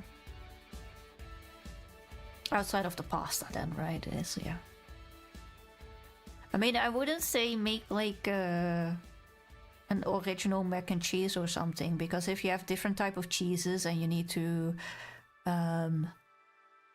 marry them on the right temperatures before they coagulate or whatever. So yeah, we're talking about how Kraft cheese is actually plastic. Like we talked a tiny bit about it, but not like if it is actual plastic. It is a lot of like different chemicals. That is what I know. My mom loves using the easy sauce packages, which technically is just herbs and flour and what else is in there? I think it's just that. It's just a bunch of flour, because that's what you need to use to thicken a sauce 9 out of 10 times. And then a bunch of herbs and stuff like that. And then, of course, preservatory, because we've got to preserve whatever the fuck is in the package. But oh, I hate those things. I'm like, Mom, just buy the herbs. Just, you know, you can toss it in yourself. With like canned tomatoes or whatever you want in it. Grow the herbs, have a garden. Well, my parents have like a concrete background because my dad has birds, so we have an aviary. We had a pond in the backyard for quite a bit, but they closed that because we had like one of those, what do you call it, in a stork? Yeah. Well, I don't think it's technically a stork. It's like from the stork family. Let me see. Do you still call it a stork, even if it doesn't bring your children?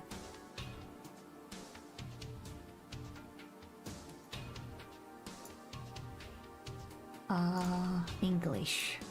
Oh, a heron. Yeah, a heron. That's what I was searching for. We had like herons because we have a little river. It's not really a river. It's like a small, like small river near the place where my parents live, and naturally they see the pond, right? So they think, oh, you know, all you can eat buffet, right? Like, as if I would be a heron, I would kind of think the same. But, you know, one of them there creeks. Yeah, creek is a better word, exactly. But it is like a deeper creek. It's not like a really small creek. Anyways. Like, schematics. And, so yeah, he stole some fishes out of the pond. And they were quite some expensive fishes. So...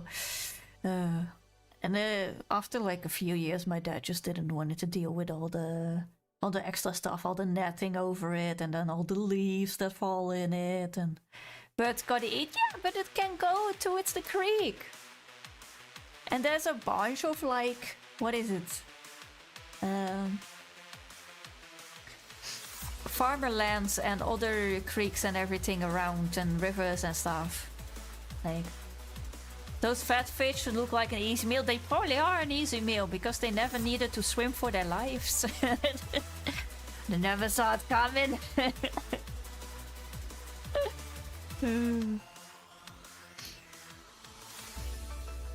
Yeah. Yeah, so they closed off the pond after like a few years and just like paved everything. Yeah.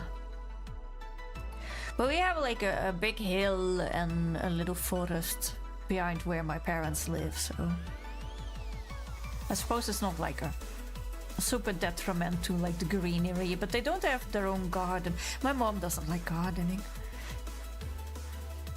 That sounds it was nice. Yeah, it is nice to have your own pond and everything like that, but it's a lot of maintenance.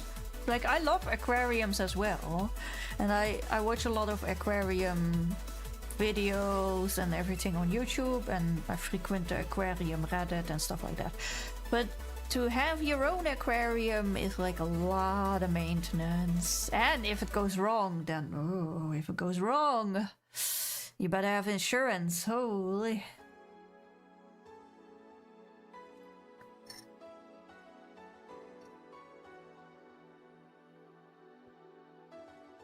Yeah, so my dad made like the aviary way bigger. He has like close to 100 birds, I think. Kind of depends if it's like champion season or stuff like that. So yeah. So we always have like a lot of birds in the garden. I still really like it when I go to my parents and then see what type of birds and everything. It always sounds really nice. He doesn't have like close to 100 parakeets. I don't think anyone would want that in their life. Those things are loud. Loud. Even though I have a parakeet, it's one of the softest chirping type of parakeets. So yeah. Yeah.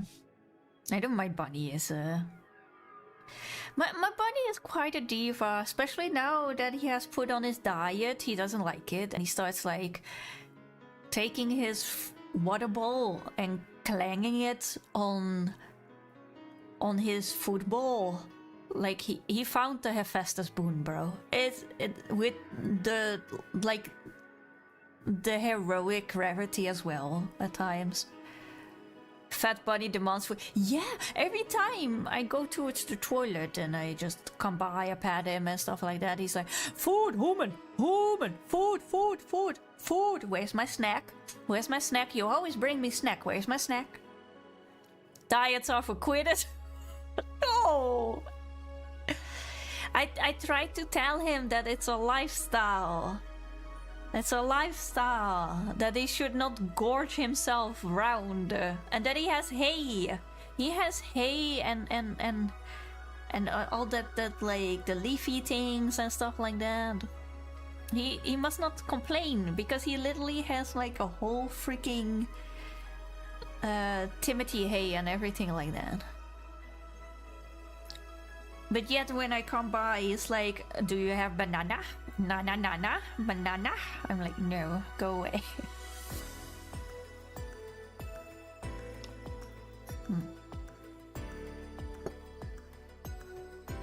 I think I have spoiled him a bit too much as well, to be honest. I I spoil, like, I just don't want to be mean to things. Including my pets. He knows the flavor you stole from him. Yeah, Polly. Yeah. Like today, when I start the stream, I always feed the bunny because then the bunny kind of semi goes into a food coma. He's happy that he got his food, right? So he's not making noise and shit. So then we have like a peaceful understanding. Like at the Conference of Geneva, we signed a treaty that I give you food before I go streaming, and then you shall be silent for at least 5 hours. That's what in the agreement. 4 hours normally works. 5 hours, 6 hours, you know. And back, I had to clean up my place a little. Oh, nice. Cleaning up your place is good. Good. Welcome back. But yeah, so where was I going? Oh yeah, so today I started stream and then I went to feed the bunny and he was just, I think he was just very hungry or he just being a fucking diva. But he was kind of like the happy cat. Do we have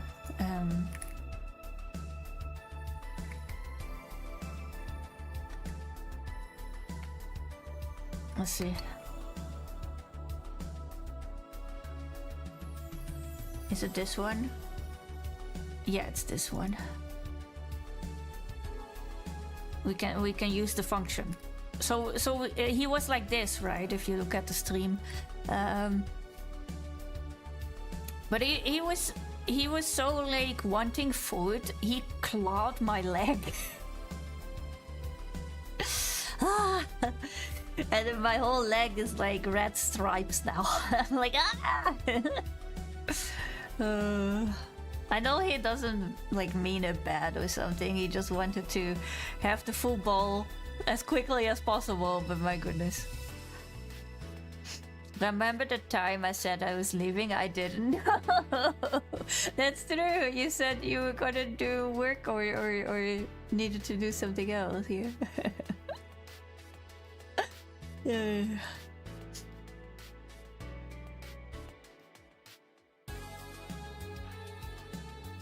Yeah.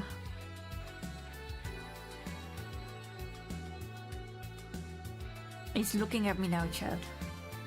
He knows I'm talking about it. He's like, what are you shit talking about me?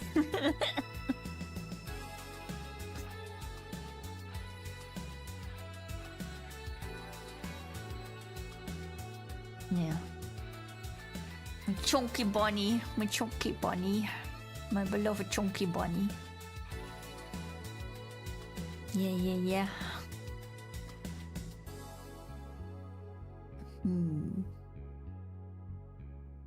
Oh, I almost don't have coffee anymore. No.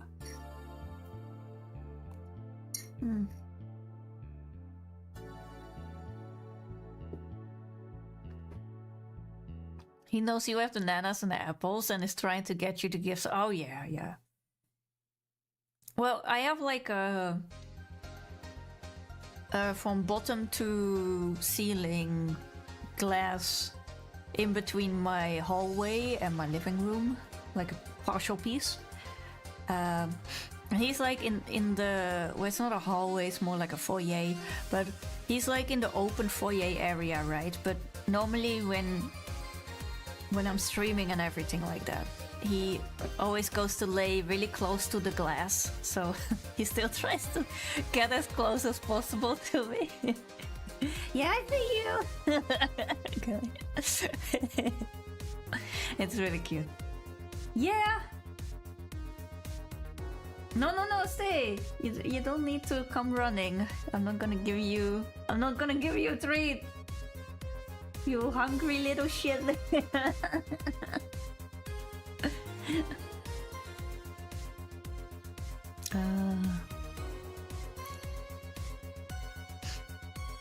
Did someone say treat?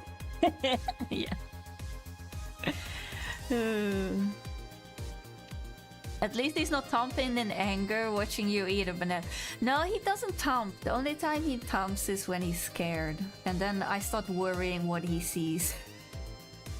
Because 9 out of 10 times there's nothing. And it's just like a sound from outside that spooked him or something that I didn't notice. The ghost, yeah, I don't like living by myself because I get too scared what can be in my house. Yeah.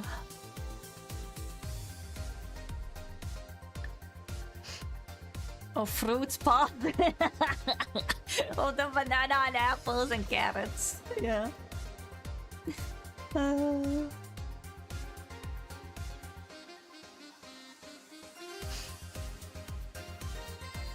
Yeah. And all the lettuce. Oh no.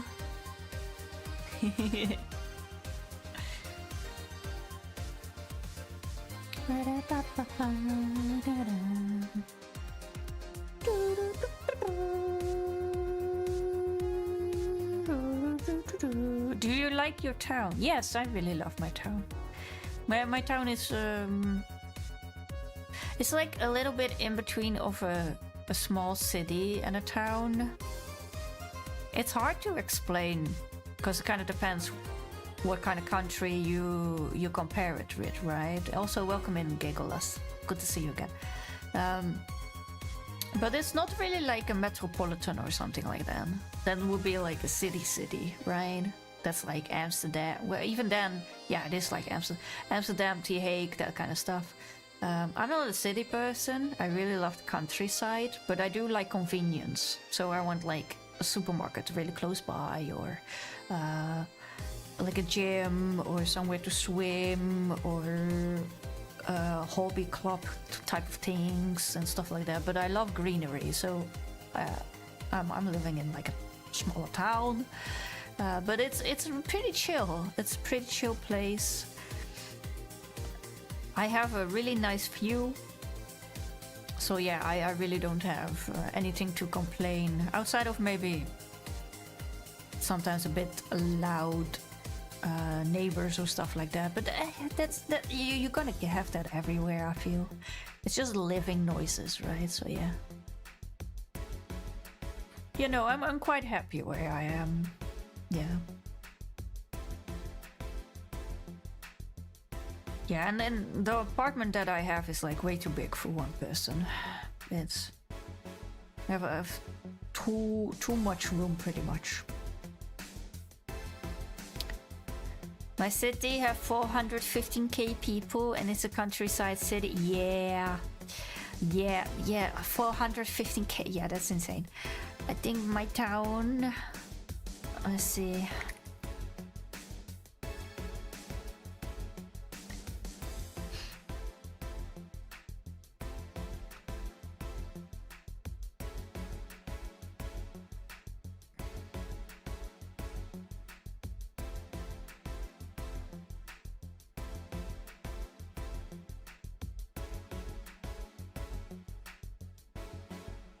Yeah, so the municipality is a little over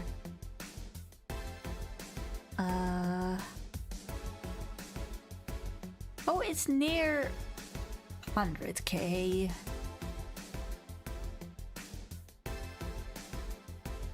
Yeah. Like the density is about 600 per square kilometer. Yeah, I know. I don't know what it is in freedom units, guys. I'm so sorry. And my old city where I was born, it has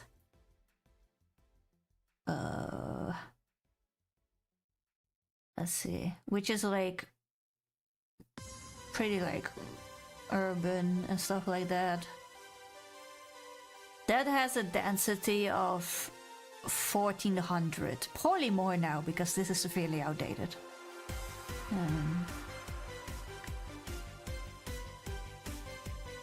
But it has almost 2 million people that are living there, so yeah. But it was one of the biggest cities in the Netherlands, so yeah. One person? What are your bunny and bird then? Friends, they are friends. They're not human. They are friends. And eventually, like golden retriever-sized dogs, that seems like something you would adopt. I wanted a wiener dog. A dachshund. Yeah, I want. If I want a dog, I will take a sausage dog. Yeah, I love them. Yeah, I can't have like a big dog here. That would be too mean for the dog. Even though I have like a lot of space to run around and everything like that, would not do that. Dressed like a hot dog? No, not with the silly suits. No, I saw the pictures though. They're funny, but yeah. No, we probably have one that has like a longer coat. You know, not the one that is bred for the hunt. For like to go into burrows and stuff like that, but one with like a nicer, longer coat. And that bombastic side, they have the best, like the little faces that they give. They're so good. They're so good. My parents have a shepherd type of dog. It's a Beauceron. It's a French shepherd dog. It has like the extra claws to the side of his paws and everything like that. So yeah, he is quite the big boy. And but he has colors like a Doberman, like black with brown accents. Like tan accents, and He has like the little eyebrows, like the eyebrows you see on my VTuber, but smaller, but then on like a black coat with brown eyebrows. And he makes the great like great faces as well, especially if he tries to get away with things. I like the Great Pyrenees. Oh my god, that is like such a dog. Like, can you even call that a dog? Like, it's crazy how it must take so much to care for them with their coat. They have like multiple layers of undercoat and everything like that, right? And they're massive.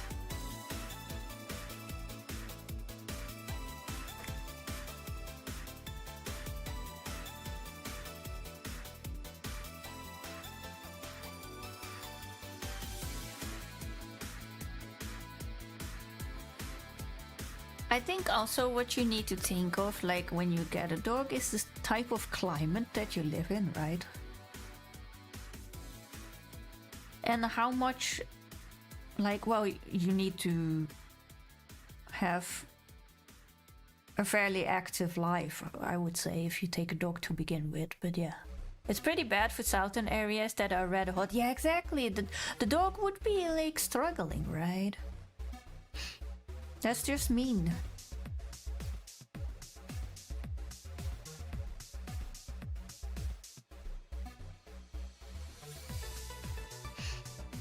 And they are like notorious barkers as well, I think. Yeah.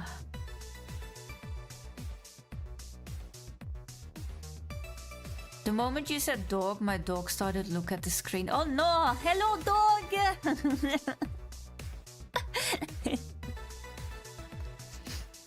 We do have coyotes? Oh.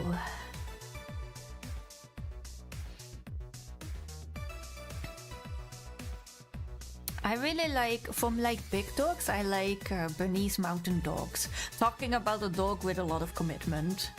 Because they need a lot of grooming and also a lot of exercise and everything like that. Yeah. I think those look really pretty. But I mainly like Dachshund. Little wiener dogs.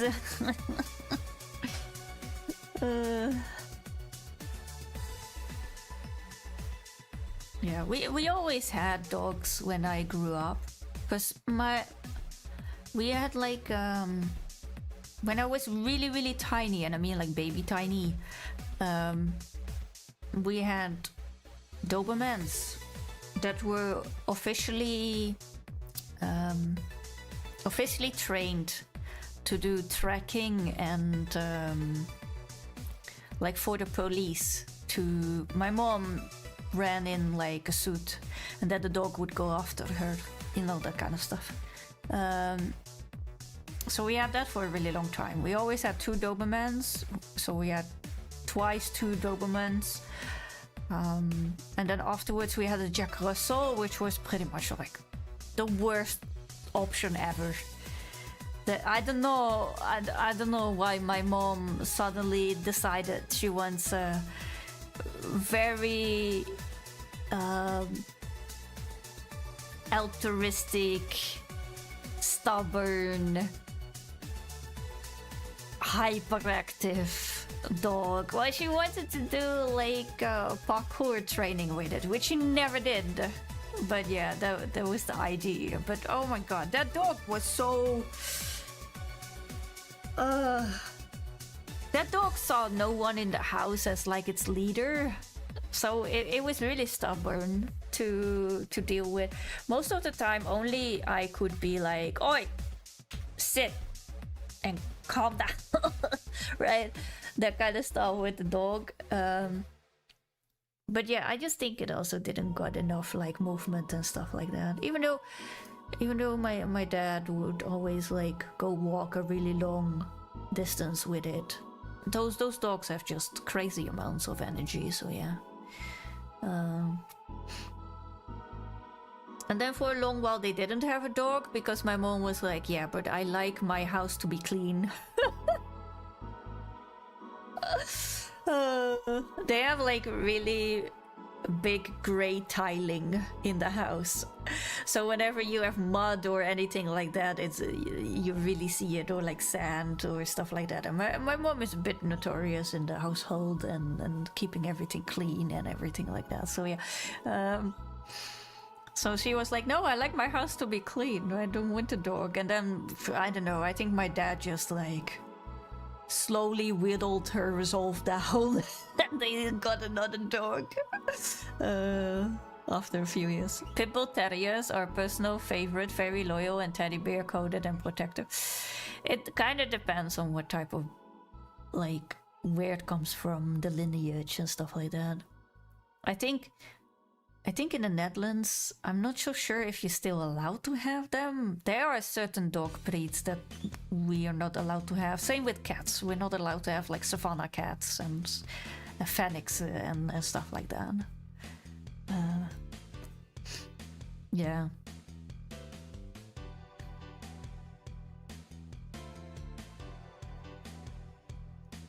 I like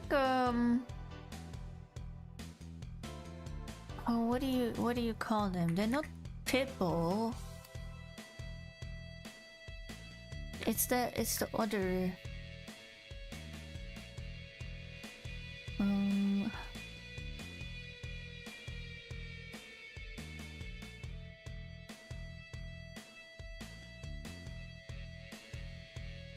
Oh, Rottweiler. I think it's a Rottweiler, right?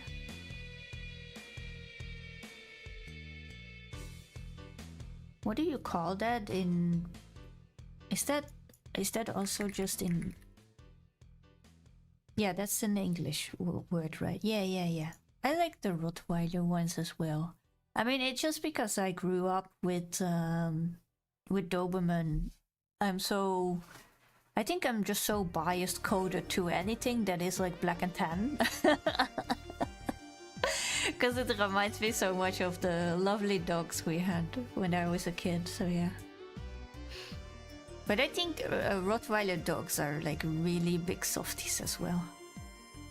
A neighbor pretty close by to where my parents live had a Rottweiler as well, and that was one of the sweetest dogs I ever met in my life as well. They're so cute.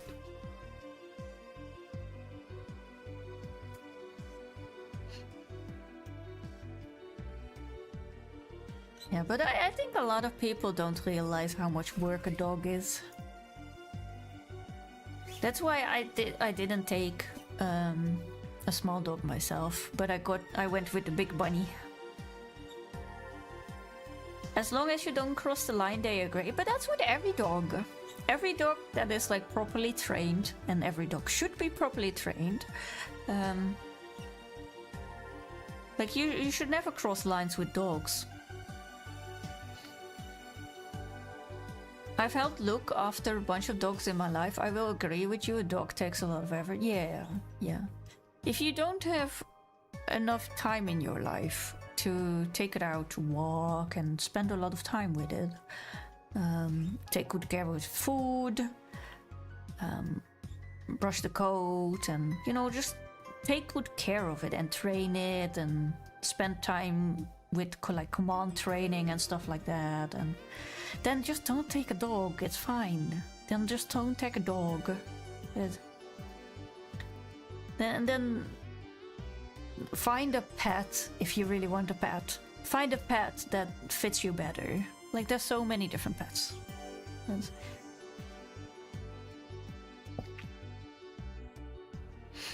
It's like now we just had Easter, right? And a bunch of kids got bunnies for Easter present or stuff like that, right? It's so annoying. It's like with Christmas, then sometimes the parents give like a dog, and then after a few months the kid is like not interested anymore, and then goes to like the, what do you call it, where they go when they want to get rid of their pets. Not the forest.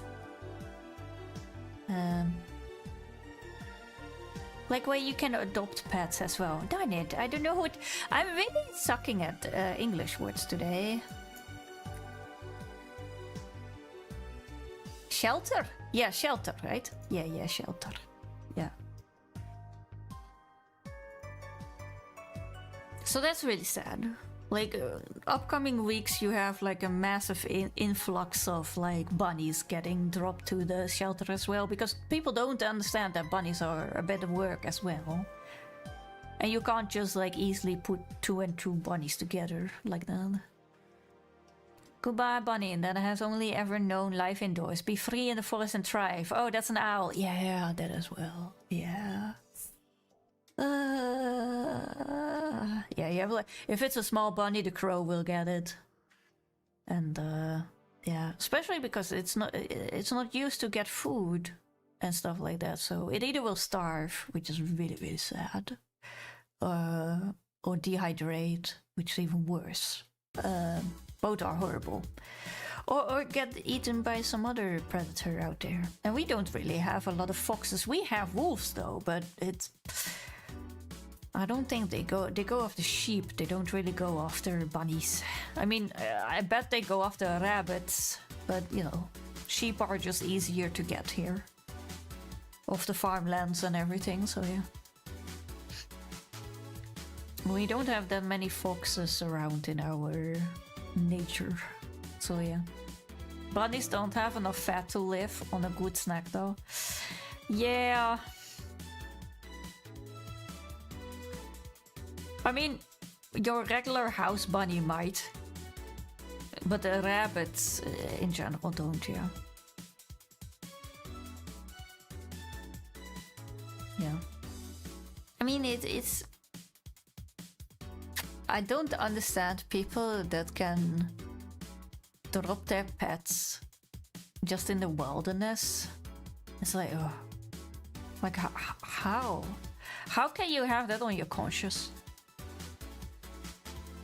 Your chunky guy will poorly, but he's not all bunnies.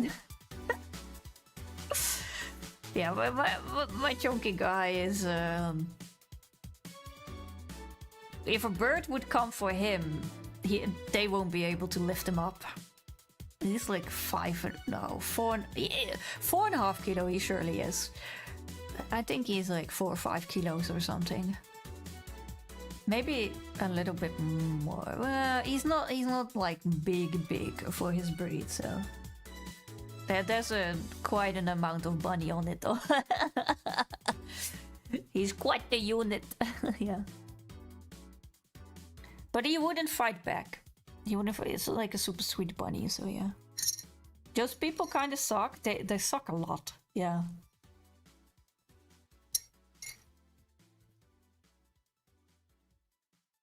But yeah, I suppose that's what it means when you're at the top of the food chain and you kind of just see everything as entertainment or things that can provide dopamine for you. Responsibilities need to be learned. Yeah.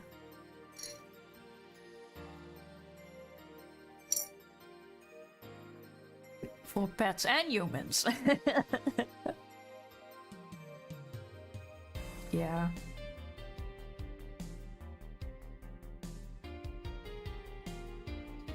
Especially nowadays when I see what certain kids do at like what type of age they are or something, I'm like, when I was your age, I would never have thought of doing that. Yeah. Different times. I'm really sounding like an old freaking granny saying that, but yeah.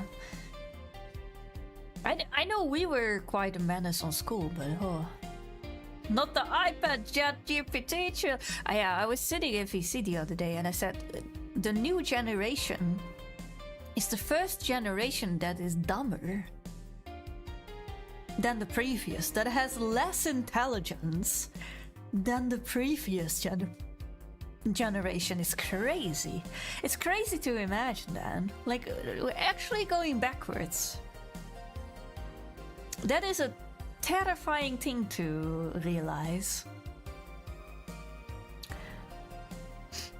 Bromet likes to say that we are the smart generation, and that terrifies me. Yeah.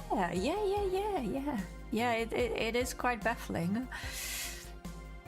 I mean, I think it helps a lot that we were the generation, I'm like 34, or like 35 if you go by stream anniversary. You're like... we were the in-between.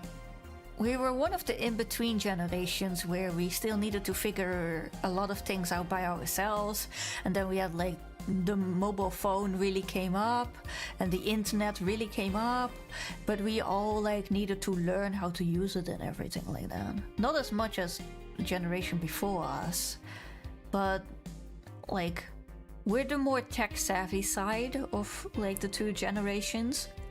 But we still have all those connections in our brain that made us analyze and compare and critically think, stuff like that, that the ChatGPT children don't have, let alone learning how to read the analog clock is apparently a foreign conclusion as well these days. Like, what the fuck?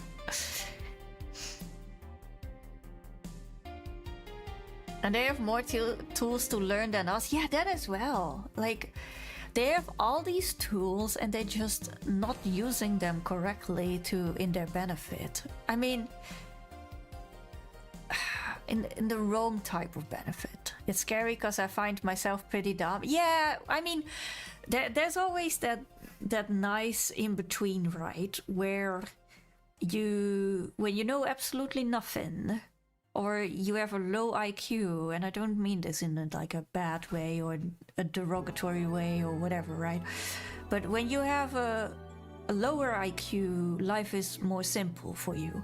And you, in certain ways, when you are naive, it's kind of the same, right? Then you don't realize what is all out there. As soon as you go past a certain threshold and you start realizing that there's so much more to learn and so much more to explore, you certainly start seeing the scale of the mountain, right? And then you're like, oh shit, there's just so much out there that I don't know. Right? So it's not that you're dumb, you just pass like the average. Because apparently the average is like at the start of the mountain, or just below like seeing the mountain. And nowadays it's even, they don't see the mountain at all anymore. Apparently, Super Mario on the NES helped with your problem solving. Gaming is really like, I don't know nowadays, Subway Surfer or whatever, but gaming back in the day was really good for like problem solving and remembering, figuring out things, trying to be creative. I was watching one of my favorite streamers, P. Peterson, play through Majora's Mask, the original Majora's Mask. And he got upset that sometimes the objective was too cryptic, or that you needed to figure it out by yourself. Which I think, when we were younger, we just automatically did that stuff. And nowadays kids immediately go to a guide that is written out by some like some reporter person that played the game like 5 days or 2 weeks before it got released. So you don't even need to think about it. You will write out your notes and like it. Yeah. And manually multiply and stuff like that. Like, I'm not saying the calculator is shit, but it certainly made like things. I'm okay, I have a math and physics degree, but even before I did like my papers and everything like that, I like the fact that when I go to the grocery shopping and I see like different prices and I see a sale on it, I can compare it to like the certain unit price, and then I can see which one is cheaper, right? That is just my mom taught me that, because my mom worked on a market for a really long time as well. She comes from a farmer background. So like all these types of things, I learned them, right? When I was working in grocery stores and everything, or like at the market myself, we would count back the money in the hand of the person that paid us, right? Now everything is done by card, so you don't really need to do that. But it does make like those kind of things kind of just go away now. Yeah, I used to play games like Alundra, and the puzzles used to be hard for someone that didn't knew English. So I had to learn English to play the games I like. I started my gaming on the SNES, or was it the NES, one or the other, of my uncle, and it was like one of the first Zeldas. And I didn't know English either, but along the years I learned English through games as well. But we just tried out until you got like further in the game, right? Even if you don't understand what, like visually, you would try things. Yeah, nowadays people really can't just like think for themselves anymore. They need like an objective to tell you what to do, or heck, even worse, like a golden line showing where the fuck you go. Oh hey, look at Monster Hunter Wilds, and you just have like a whole Uber bird that just automatically like ferries you to the place that you need to be. Floppy disks are now really just a physical save symbol. Yes. Yeah. Yeah, I find it hilarious that we still have so much different symbolisms, but those things are not physically there anymore. Or the younger generation has absolutely no idea what it is. I wanted the birds to be like the dogs in Rise. I think it would be nice to be like the dogs in Rise, but not to fight with you. I did hold my Rise and Sunbreak without the dog, because the dog adds damage and I don't want that. I'm also a person that doesn't go with Palico, but yeah, the thing is like, with Wilds they kind of double down too hard on it. For one, you have things where the map, you don't need to learn the map anymore because the bird just ferries you everywhere, right? And then you have areas that only the bird can go through, which Ryozo, please step in a puddle with your sock. I really don't like that. And now the developers kind of went as far as relying on the bird with certain fights if you need to get up. They sped up how fast the bird is towards you when you whistle it, and how quickly it picks you off the floor.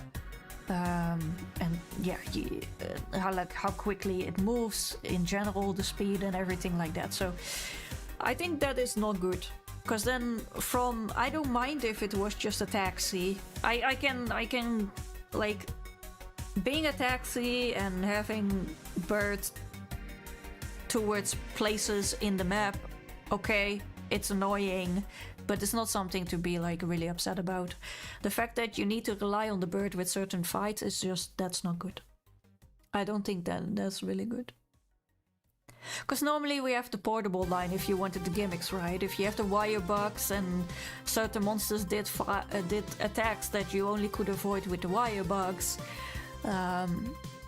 then it's like, okay, like you can still opt to only use the wire bugs for transportation or like getting around on the map or something. That's what I mainly did.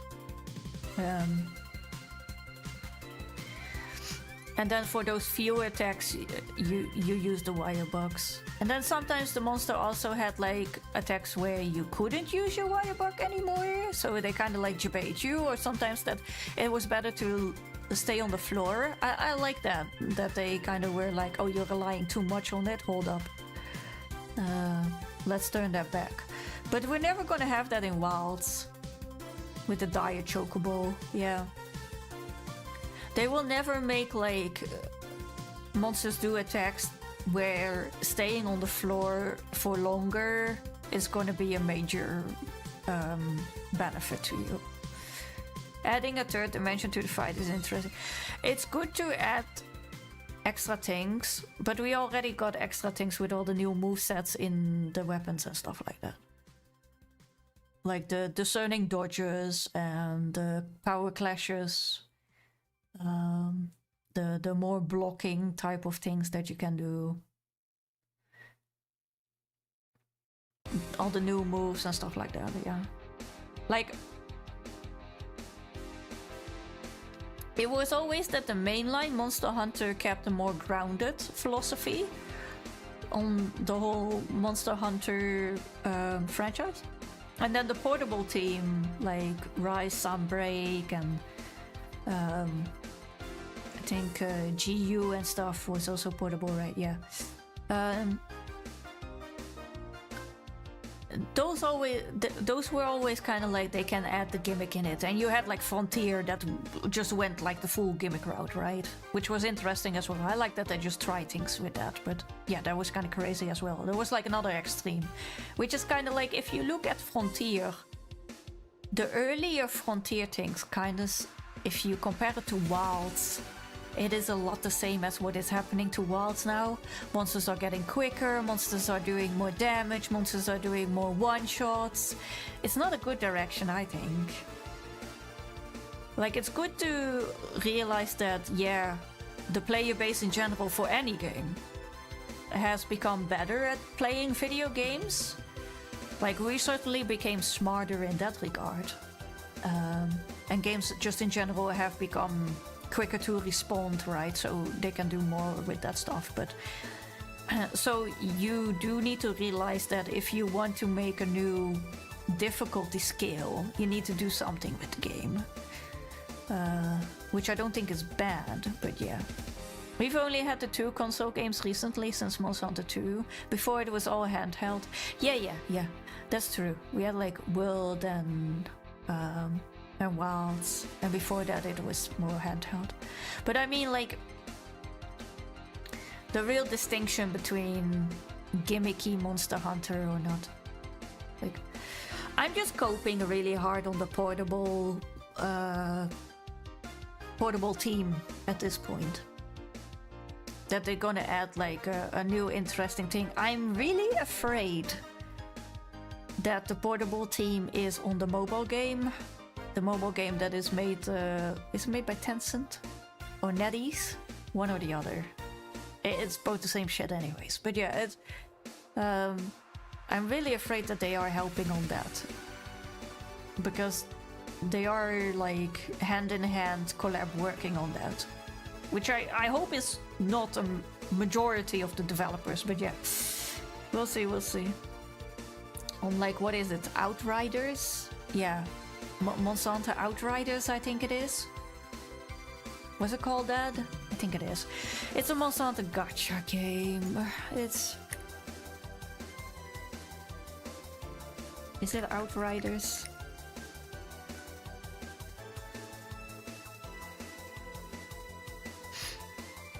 Oh, Outlanders, that's the one. It could be good. I hold out judgment until I try it. I bet the open world looks nice, because the graphics are just way high. I just don't like the fact that they go in the Destiny Rising route, where you have hunters that the weapon and the gimmicks that they have, the attacks and stuff like that, are stuck to the character. And those characters are gacha. The only way I would somewhat give it like, I don't like pressing 3 different buttons on my screen to do combat anyways, in compared to actually like playing Monster Hunter, right? It's kind of the same with Destiny Rising and having Destiny. It all just functions slightly easier, because that makes sense, right? Because it's on a mobile game. You can't just ask people to play a game as if it's on console or PC. So yeah. We didn't need Genshin Hunter. Yeah, exactly. So it is very much like that. It's Genshin Hunter, and then you can be your own hunter. But then if you want the special weapons that apparently, well, we saw a few previews of it in the latest stuff that they showed off. And they are tied to the character that you then gonna roll into the banner. I don't know how free-to-play friendly it is. It's gonna make or break that, but knowing it's a gacha game, it needs to make money, right? So yeah. So then you're gonna have things like power creep, or that you need certain dupes or of characters, or a lot more, which we already have too much of, like cosmetics that you need to buy. Yeah, that's... Like, don't get me wrong, I understand the predicament of, like, a game takes millions to make, you also need to pay your developers that work on the game, all of that, and make a profit, because what is it, board executives and stuff like that are never reasonable people. So yeah. And gacha games are just like a good way to get money, sadly. I wouldn't be too bad about it if it is kind of free to play friendly. Then I'm somewhat alright with it. My issue with gacha games is that it is learning gambling to younger people, or even people that are more susceptible to it and stuff like that.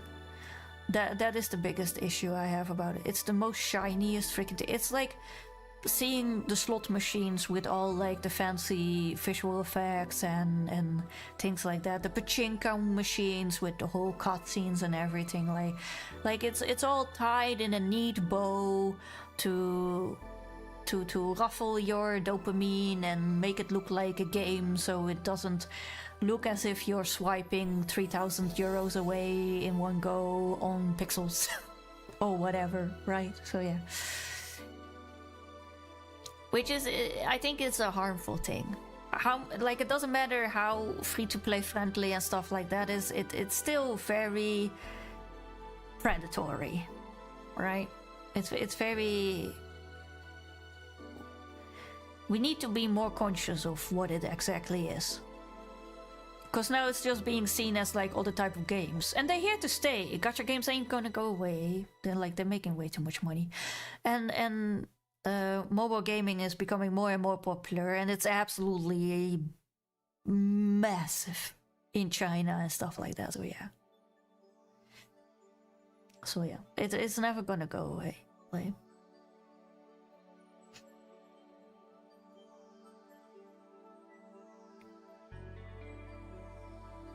yeah, it's as much as when I look at things like Genshin Impact or stuff like that, I'm go like, man, that development team is just pushing out more quality and story crafted, like voiced over with like 12 characters in like 5 different languages in a big event, multiple weeks, with all the special little mini games and whatever other stories that they put into it for the characters and things like that. As much as it is quality, because you can't deny that some gacha games are just really solid, I still rather have that you just buy a game, you have it, and that's it. And then, sure, maybe, okay, we can maybe agree to disagree on this. The DLC is not as harmful when the developers want to add some extra, story or extra areas after like half a year or a year or something like that. And then you pay for that, which you can argue if it should be like a second game or it should have been in the game from the start. That's like a bit, I'd rather have that than having like a monthly banner and 50 different tabs and 5 different currencies to hide away that you're spending your money on something. And a game with bazillion freaking pop-ups trying to get the money out of your wallet. I mean, and it doesn't even need to be gacha games, because look at Destiny 2, holy shit, please. It's like, Destiny 2 is a gambling game in its core, how it is set up. In all names and reasons, and the only thing that it doesn't have is literally like the gacha aspect of it. Like, if you add the gacha to Destiny, then yeah, that's it. It already has massive FOMO in different ways. I mean, I suppose in some way you now have like pay to win or like pay for items in the way they set up some quote unquote battle passes kind of thing with the event passes these days. Oh, Brazilians? Yeah. Destiny 2 also has a lot of Brazilians, yes.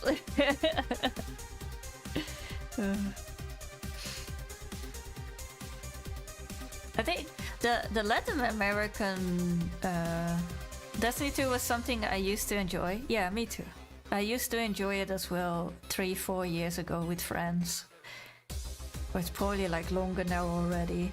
And I spent an ungodly amount of hours in that as well. But yeah, it's really a shame where it went to.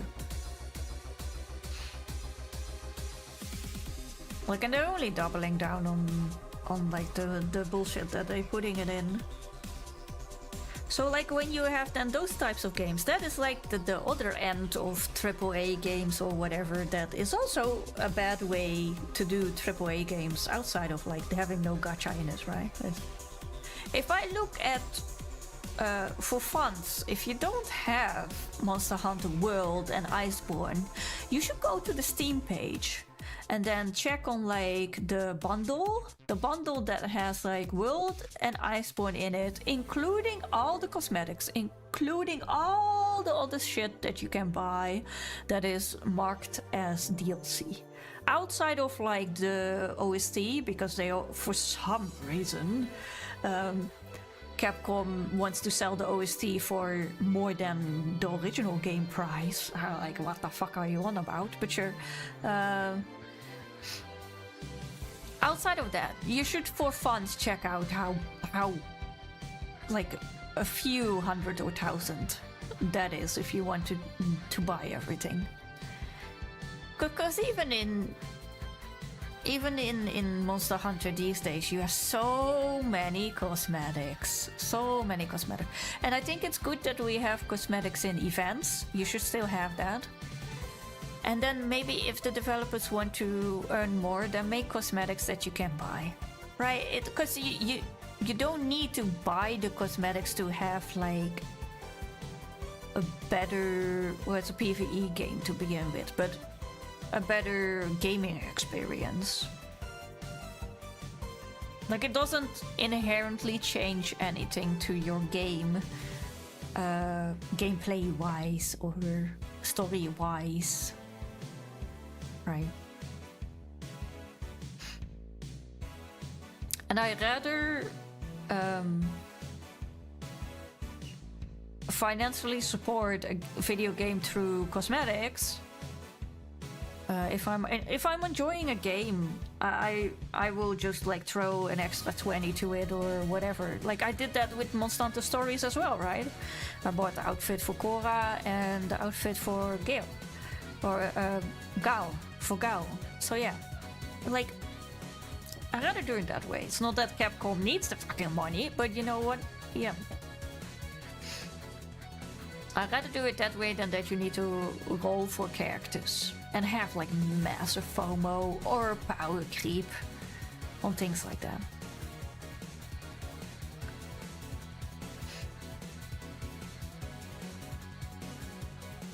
Like if you are doing a live service game, I don't think the best meta weapon or things like that need to come from your shop or something that you need to swipe for.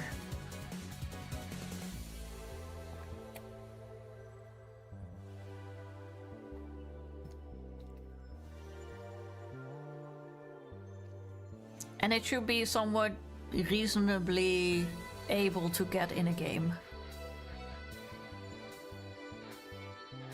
I know reasonably able to get in a game is a very wide term to use it for, because everyone's perspective on that is different, right?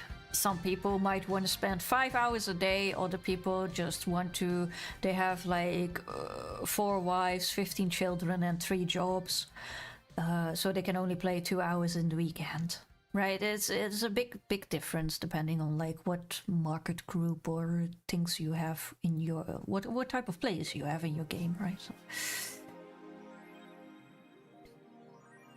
And don't get me started on the fact that if you're a live service game, and it is not supported by the company anymore that you can't play it anymore. Like that. The fact that we have that for some games is absolutely baffling to me.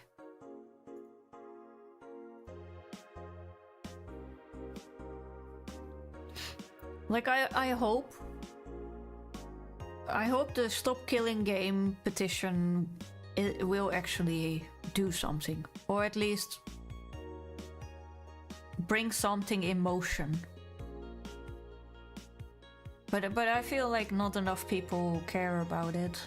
That the fact that sometimes if you had a game that you bought 6 years ago and suddenly the server will go away, that you can't play it anymore, even if you have a physical copy.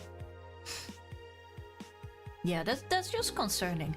Imagine if you are from my generation, that you have PlayStation 1, PlayStation 2, Xbox 360, normal Xbox what came out, NES, SNES, GameCube, Nintendo 64, all that stuff, Game Boy, 3DS, whatever, PS Vita. Imagine that all the games you had on that you suddenly can't play them anymore. Look at your Steam library, and I know Steam is probably not gonna like go crazy on us anytime soon, but let's say someday this might happen, and all the games in your Steam you suddenly can't play anymore. Like, that's a crazy thing to imagine, right? But that is slowly happening to some games. When either the studio goes down, or heck, the publisher doesn't want to fund it anymore, or look at what Amazon did with New World. Oh my god.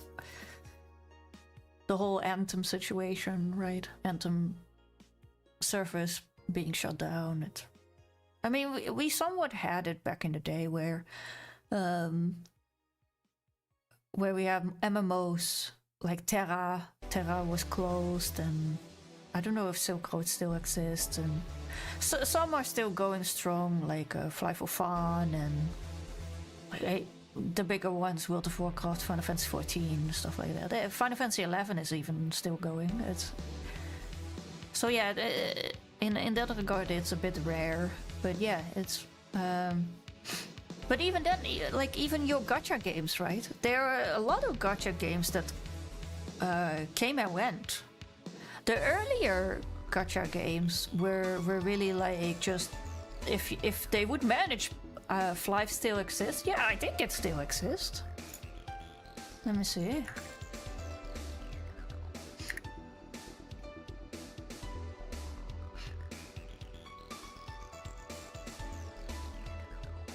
Yeah, it still exists.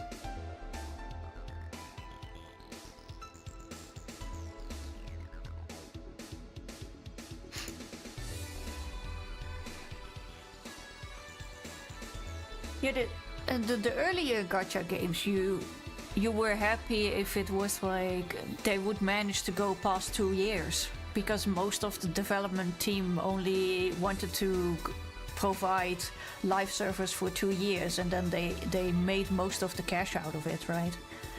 And then the gacha would just close. Doesn't matter if you swiped like 1,000, 10,000, 20,000, whatever whale you are, 10 euros or not, it's gone. Right? I play Mahjong Soul for like multiple years now already.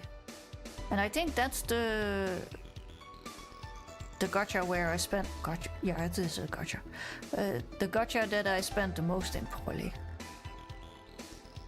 And sure, I make conscious decision if I swipe. It's like, oh, I spent so much of my fun in this game, right? It's alright. If I swipe, it is literally money that I could easily just set on fire and would be fine with. Because that's kind of how it is when you spend money on like your hobbies or whatever. It's literally you spend money on memories, which is fine if those memories make you happy, right? It's with everything. Like I'm not. If you have disposable income, that's why it's called that way, disposable. You spend it on whatever the fuck you want, as long as you don't harm anyone else with it. And harming yourself, that's a bit debatable. But yeah, it's you know. Then it doesn't fucking matter. But don't make a fuss when your gacha game suddenly doesn't exist anymore and the thousands are gone that you spend on it, right? Because that's sadly just the nature of most of these games. It is quite interesting that luckily nowadays we have games that existed for quite a long time already, so like Honkai Impact, Genshin, Wuthering Waves, that stuff. No, not my PNG of the pretty ladies. Yeah, exactly. My booba and ass. Imagine the people playing Brown Dust or Azure Lane, and well, those games are very free-to-play friendly. Like most of the gachas that I play them free-to-play. And if I walk into an inevitable wall of where I need to grind really, really hard, looking at you, what is it? Love and Deep Space. Or I just need to grind a little bit harder because I am free-to-play. And most of the times the games these days are not that hard anymore, that it literally is for your own like e-dick size. How many times you want to whale for something, in how fast you can clear content that you can clear with a free-to-play account as well. It just, you're not gonna get top score or whatever. So yeah, that's like you're literally swiping for ranking mostly. I mean, it works for a lot of people, right? PvP is like a big instigator. Thankfully, I have the patience when it comes to free-to-play games. Yeah, exactly. But like they are made in mind to put hindrances in your way so you become more liable to spend. It's just how those games are, right? They want your money. So yeah, that's what's gonna happen. Like, some of them are really solid. So yeah. And some of them are really going strong for a really long time. Like, when was I remember Genshin Impact coming out. I knew about Honkai Impact as well. But, like, when was the release? Like, I played it from day one. It's from 2020. It's already been 6 years. That's crazy. It's already been 6 years. And they're still updating it on a really solid schedule. They're giving more than ever as well. Because normally, looking at you, Final Fantasy 14, normally developers kind of get like into a schedule and then they just give you the bare minimum. That's kind of how it goes in development these days, sadly. But what MiHoYo does with its other titles, whatever it learns in Honkai Star Rail or what's the other one that they have, Sandless Zone Zero, they iterate that, and if things are positively received by players, they will also try to implement those qualities of life if they fit in like the older things like Honkai Impact or Genshin Impact, stuff like that, which I think is really neat. It means that they don't forsaken their older players either. I've been playing Fire Emblem Heroes since day one. Yeah, that's also been going really long, right? Fire Emblem Heroes. I personally play Guardian Tales because I just like the pixel art and the gameplay of Guardian Tales, and so it's really free to play friendly as well. Oh, the Fire Emblem Heroes was from 2017. Damn.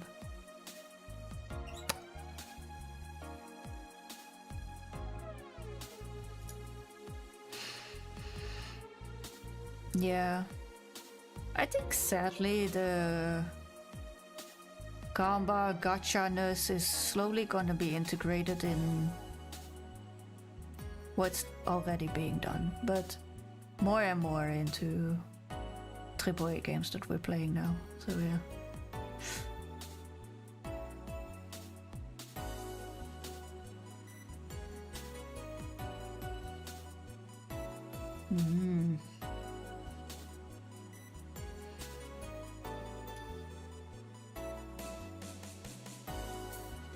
Nope. If they can't get the commercials, they wanted them fully. Yeah, well, I'm afraid that a lot of people these days are not really... Well, I don't know, right? Because all the games are like 60, 70, 80 bucks nowadays. It's really insane. Like, gaming is becoming a luxury hobby almost. If you look at AAA games and stuff like that, right? It's becoming a luxury hobby. And then of course on the console prices are crazy as well. Letting alone if you want a new PC, well, good luck with that one. And then of course you have PlayStation Plus and what is it, Xbox? It has a name, which are also becoming more expensive nowadays. But yeah, it's... What do you mean? I have 3 minutes of ads in the middle of my post. Oh, I hate that shit. Oh god, it's that is the worst. That is the worst, right? I don't think I find it funny that some people really don't like mobile gaming, which I'm like, mobile gaming is, or like in general gaming on your mobile, right? Which I'm like, if you've seen a Game Boy or PlayStation Vita or your 3DS or, well, I guess your Switch, it's not really a handheld, but yeah, it's like, it's the same shit. You can even buy like a controller thing that you click on the sides of your phone, and you just have like a nicer, better ergonomic setup, right? Steam Deck is it's just like, there's no difference between, okay, hardware wise it's maybe a bit different, right? But it's and software, but the essence of it, like, what is weird about a thing that you carry with you that has like, what, a 14-inch screen or whatever it is these days that mobile phones have, the size of it, and play a game on that?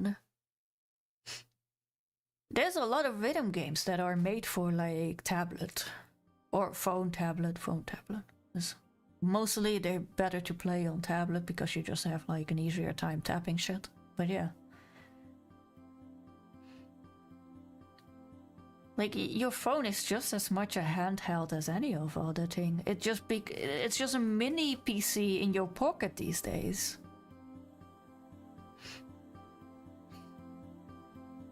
So why wouldn't you play a game on it?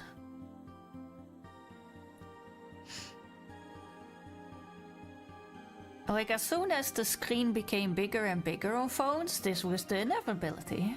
We already were playing games on our phone in the olden days with like Snake and Space Invaders and whatever the fuck, Tetris, the stuff like that.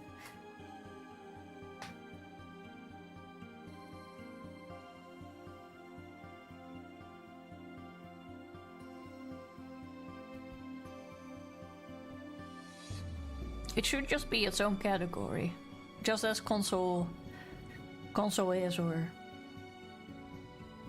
yeah, console, PC, and then mobile.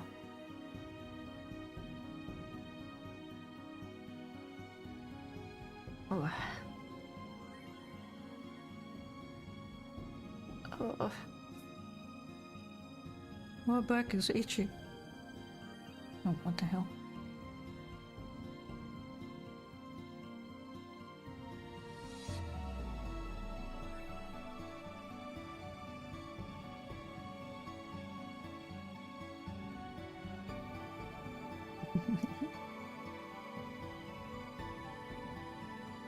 My friend just sent like a whole novel about the new Avatar movie. Yeah. For those that haven't heard about it yet, the new Avatar movie, the Aang movie, has been leaked over an email. You love to see it. So it's out there to be viewed and stuff like that. The thing is, my Twitter is full of like animation art and stuff like that. So all the animation and scenes and everything pretty much got thrown onto my Twitter if I browse my Twitter for art and stuff like that. So I watched what movie? The Avatar: The Last Airbender Aang movie. What is it officially called? Let's see.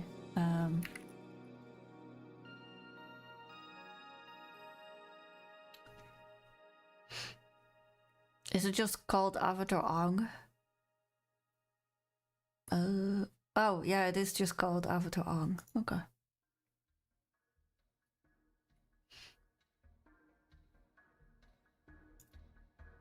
Yeah. And so I watched it today, and a friend of mine watched it as well. He's spamming my DMs now. But I still think of like a lot of animation I've seen in my life. Avatar, the series, is one that has like a special place in my heart. Together with stuff like Treasure Planet and Atlantis, stuff like that. Because the studio behind Avatar: The Last Airbender, outside of the amazing art book that they released, which has a crazy amount of detail and artist words and director words and everything, and sketches and how they storyboarding and everything. I feel like Avatar: The Last Airbender, the studios behind it, they really know how to make a grand feeling. You know, when you see a scene in a movie or in anime or stuff like that, where stuff really feels large and intimidating and vast. I still think one of the best studios that does it. Visually, it is so good. It is so good. Yeah. Yeah. The music was quite good. The story is. I mean, it's a decent movie. Story-wise, it's a decent movie, I would say. Voice acting is a bit iffy, but I mean, it's English voice acting. What shall I say? I mean, you have really good English voice acting. Don't get me wrong. But they also didn't hire the same voice actors. So it already kind of a little bit feels off if you know the original series, right? But I think if you are a young adult or a kid or something, it's still a really enjoyable movie. It had all the same quips and quirks and silly moments in it, like the original first series had, and it was I really enjoyed it. It was a really nice movie. Yeah, I would say if you get a chance, when does it actually officially come out? October 9. Oh well, we gotta wait a bit then. But do go watch it if you liked Avatar: The Last Airbender, the official series, and if you enjoyed that, then certainly go see it. It's just more of that stuff. So yeah, which is amazing. I think is great. Oh, we have that. I can run to the toilet. Give me one. Yeah.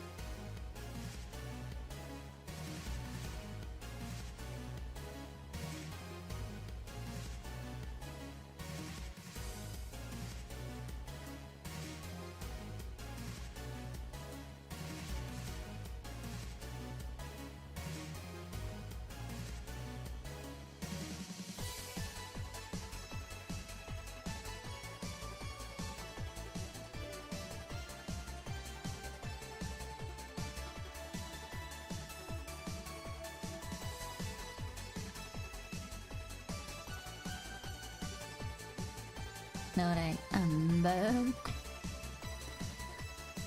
Ooh.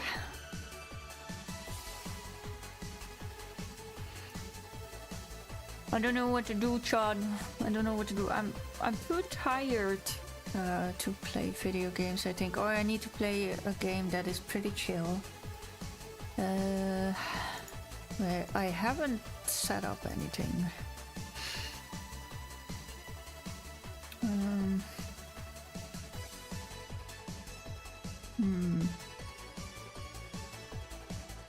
I suppose we could play some Power Wash Simulator.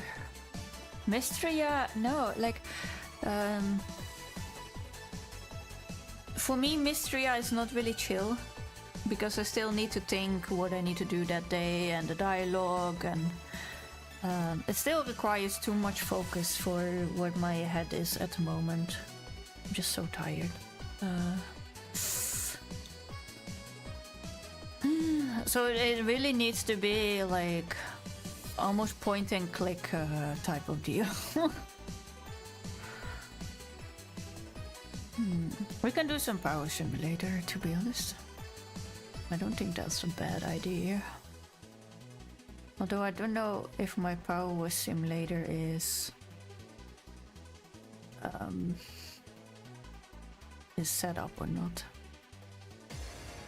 Let's see.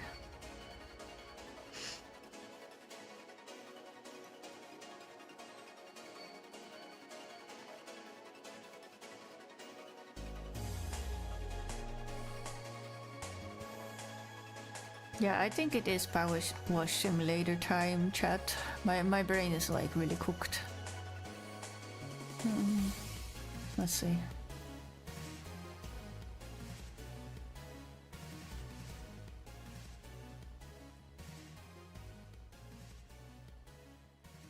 Oh, it is on the right. Is it on the right?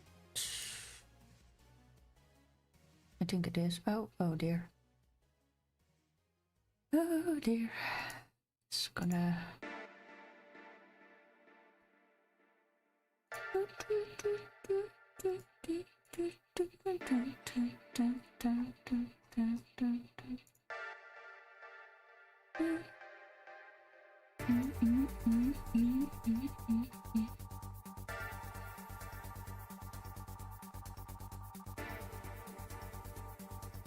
Why?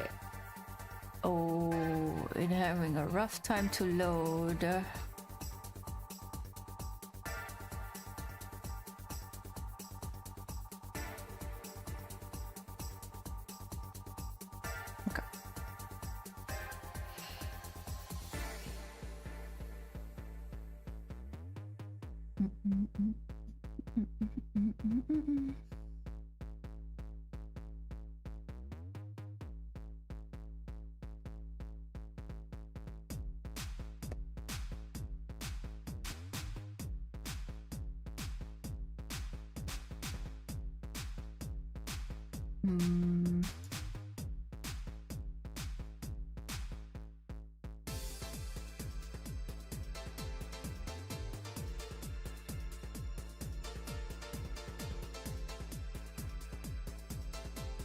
Wow.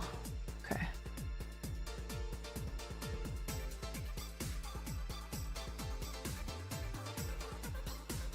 We're having so many options. Oh, we don't have background music to this game, right? Yeah.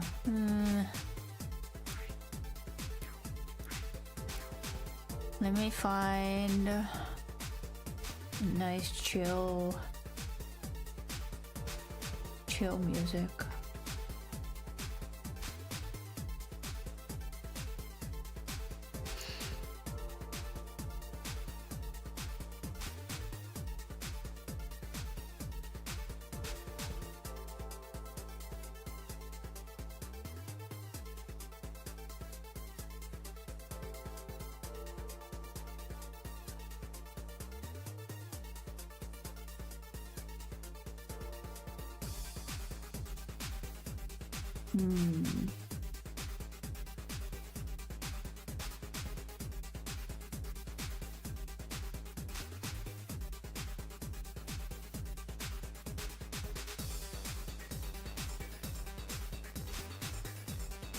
Oh wait, I have music over here.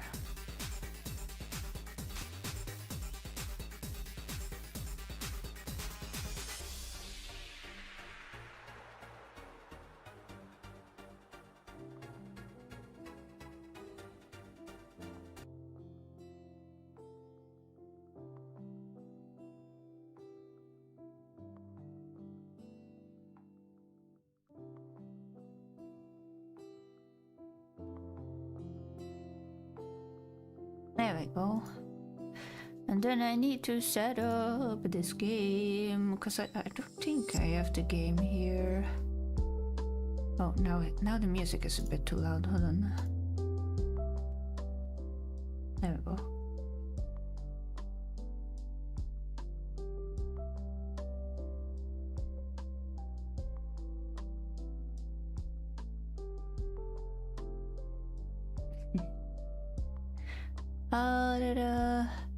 Oh yeah, setting up the game.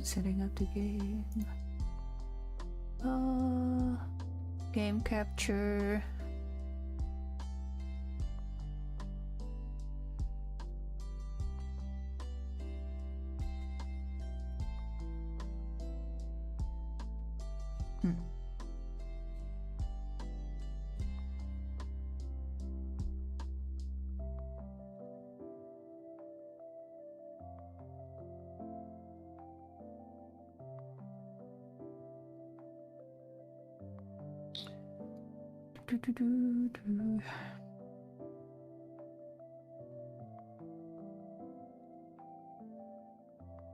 Hello, Edmund. Welcome in.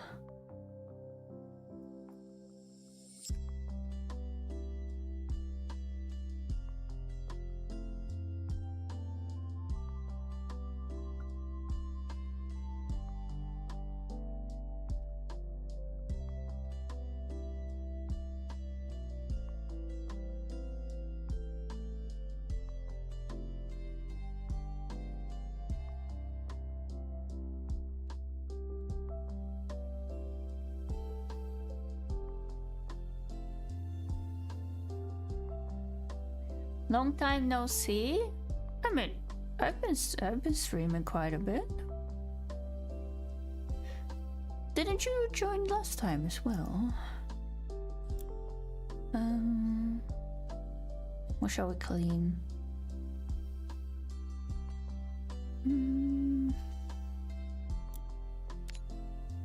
The old timer, yeah. I totally forgot what controls were for this. Equip, light nozzle, Let's hope. Oh yeah, arrows rotate. Okay. Ugh.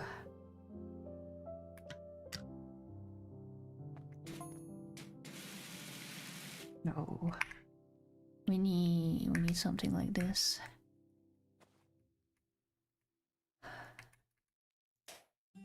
Oh, I forgot? How do you mean you forgot? It's fine.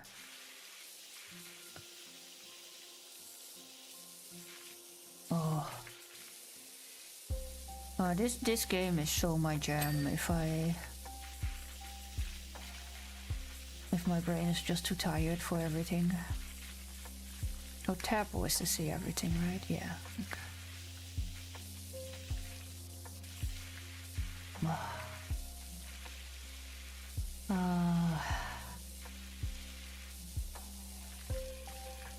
Good stuff.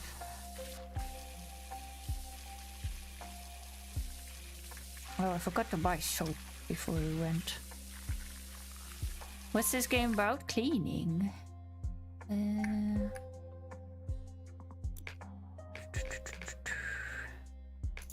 This one.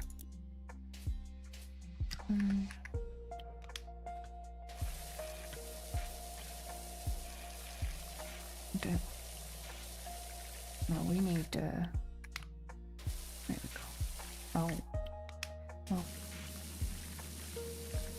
Guess we just do this because we forgot soap. I don't think I have any soap with me.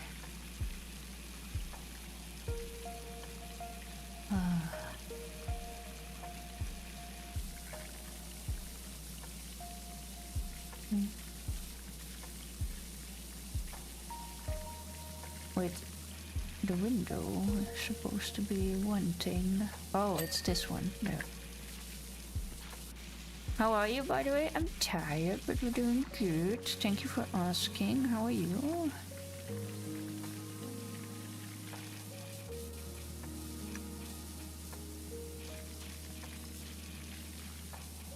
Oh.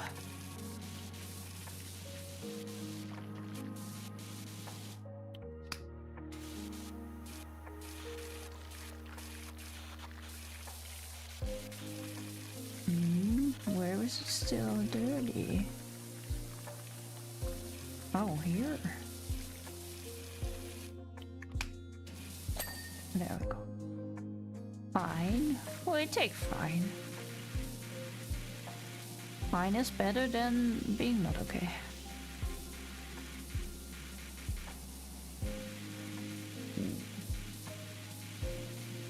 How did I crouch? Oh, there we go. Okay.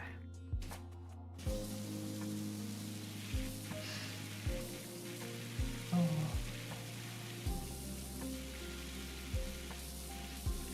Oh man. This thing is gonna take a bit without soap.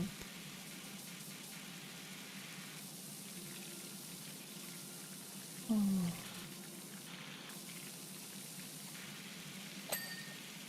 Do I need to up the game volume, guys? Options.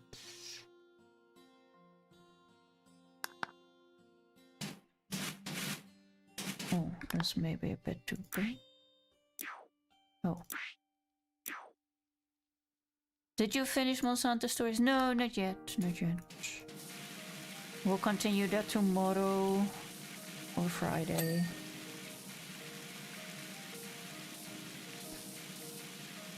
I need to grind a bit for the last part of the story. Because the game tossed a stupid scripted fight towards me. Granted, I'm probably a bit underleveled as well, but...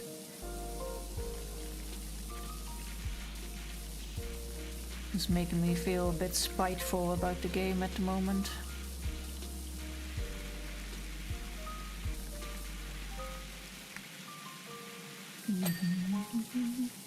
Door hinge. What? The hinges itself? Okay. Look like it's a big story game. Yeah, it's quite an amount of content, to be honest. They did a good job with it. Yeah. Oh, let's do the wheel.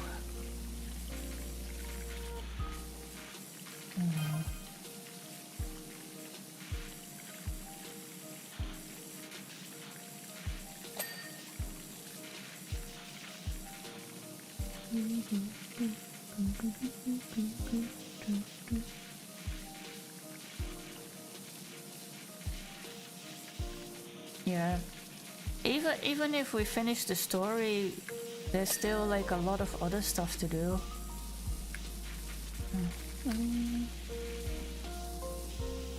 Because you also have all the feral monsters, all the invasive species that are like higher level and stuff like that. All the different breeds and stuff that you can make.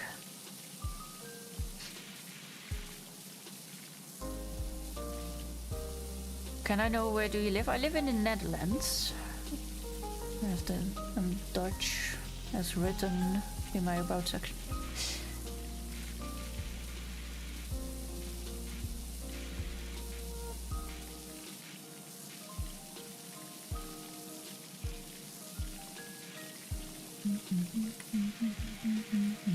States? No, the Netherlands.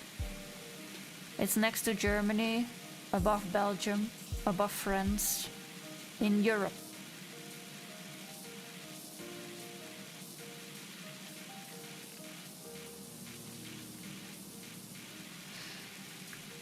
Yes.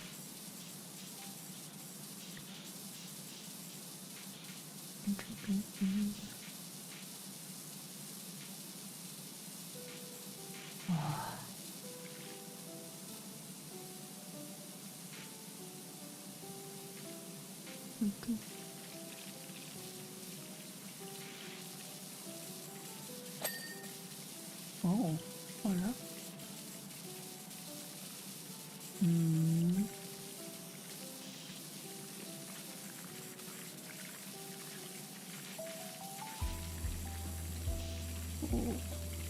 Yeah. Nice and clean. Oh. Chat, today I was watching, I don't know if you know that channel. It's like a channel that cleans rugs, really dirty rugs. Oh, there's such good videos. Oh, Netherlands, interesting. I've never met someone in this country. Oh, I see. Well, we are quite prolific online, to be honest.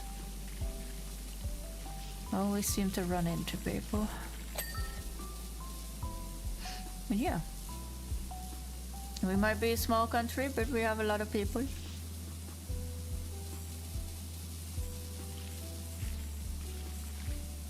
I think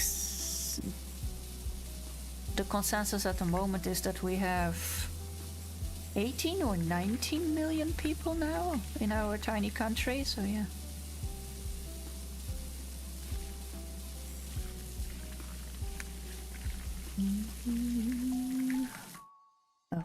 Oh.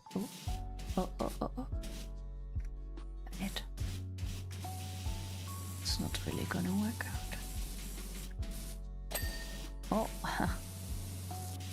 The game knows I can't get to the other side, I see.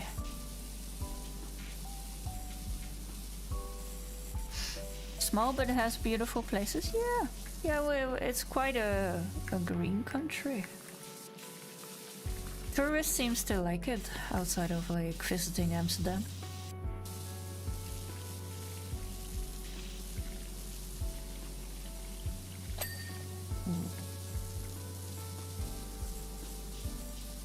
You like traveling? I did a lot of traveling when I was younger. Nowadays I'd rather stay at home. Or at least not really long flights. But yeah, I went to a lot of countries. Went to multiple places in the UK, Scotland, Denmark, Romania, Sweden, Germany, France, Brazil.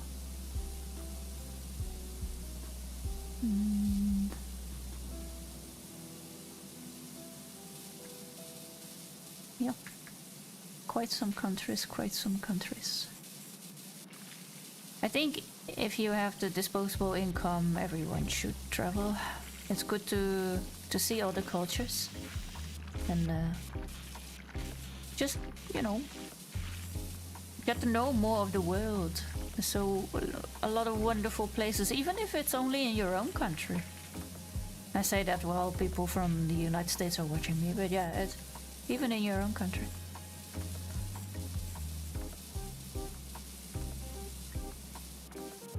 How is the headlight not clean yet? Where are you? Oh, here. Oh, now you are. Yes, yes. Oh.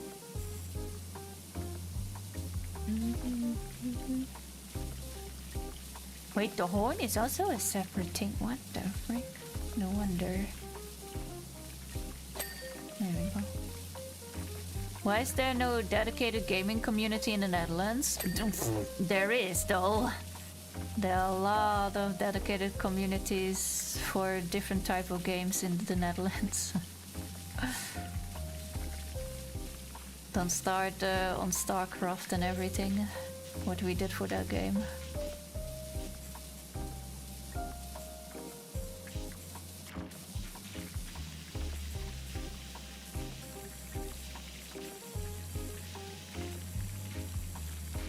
Example, as I said, StarCraft and fighting games naturally. For big MMO, Dutch guilds and stuff like that. And the competition is still being done here.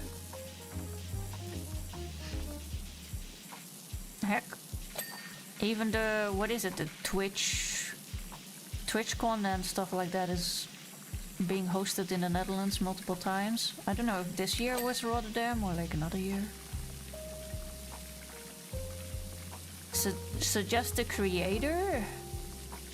What do you mean, like a famous Dutch creator?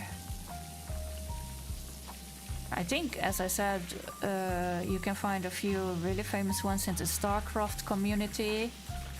I don't play StarCraft myself, but I know we have quite a certain names in that community.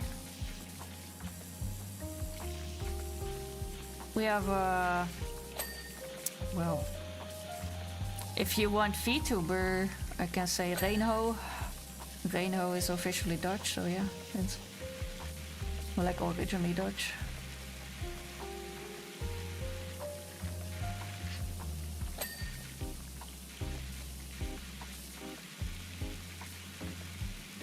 I don't necessarily like hang out with the Dutch creators because I generally just don't like interacting with people in general, so I'm not really super known about it. But I bet if you Google just like famous Dutch creators, plenty of folks will pop up. They come and go. Like everything in life.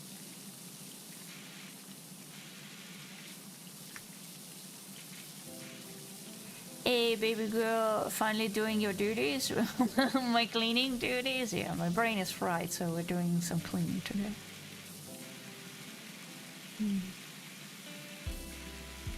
Was yapping for 2 hours and then I was like, or 3 hours? Yeah, 3 hours, and I was like, you know what, I'll just put a game on.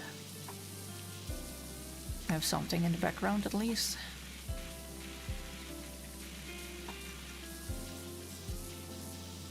My car needs cleaning too? I'll drive it over then.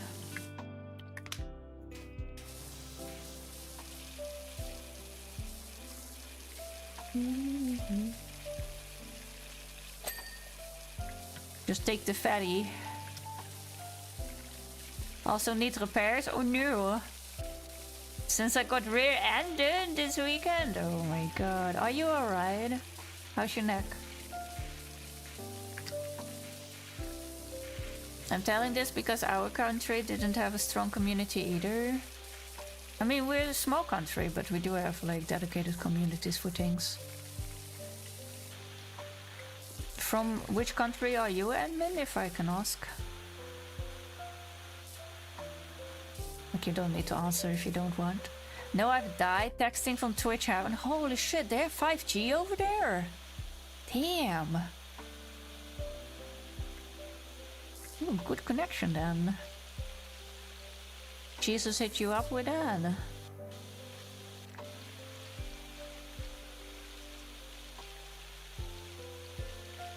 4G, it's awful. Oh no. You see, like me all pixelated and stuff.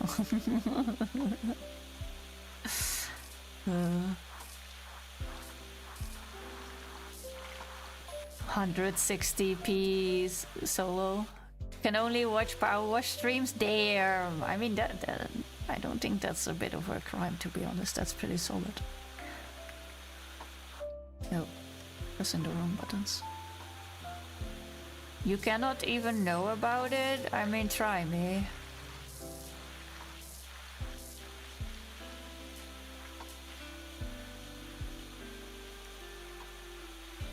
Like, I know things like Uzbekistan and such exist. It's not... From BD, I don't know the shortage from your country. I don't say NLD to people either, right? It's... Please type it out for you.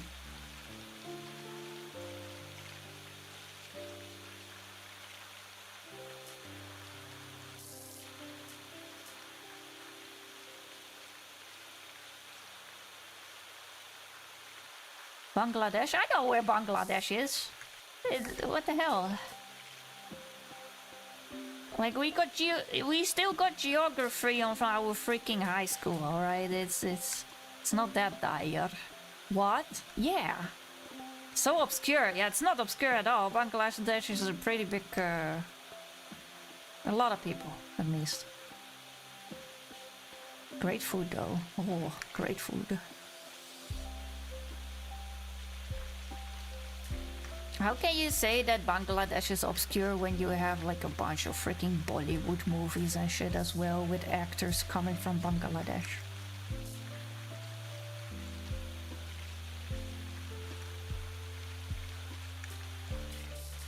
It's not such an obscure place. I can understand that the gaming community might be smaller though. I can see why.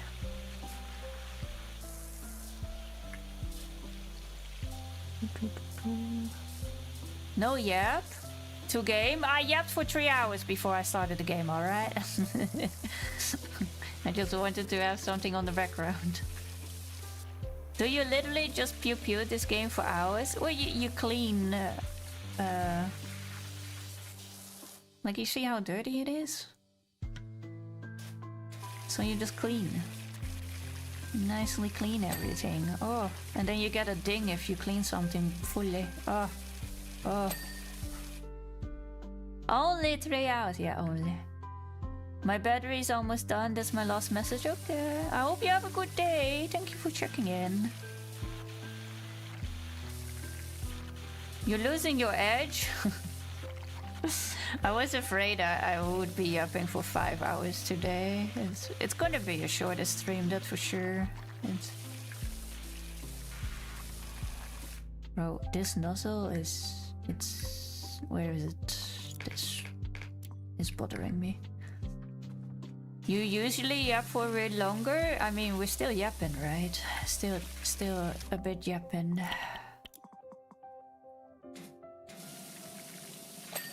There we go. Hello? There we go. There's another hinge here.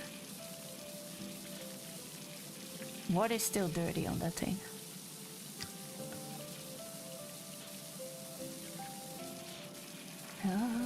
Oh, is it from here? No, it's not. On top? Up top. There we go. But I'm not a yapper. I'm a lover, not a yapper.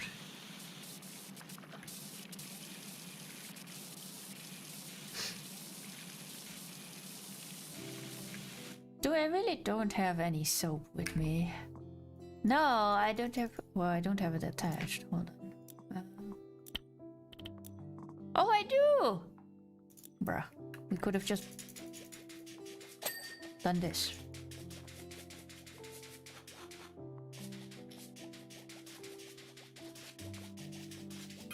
There we go. Oh, the rust. Be gone, rust. There.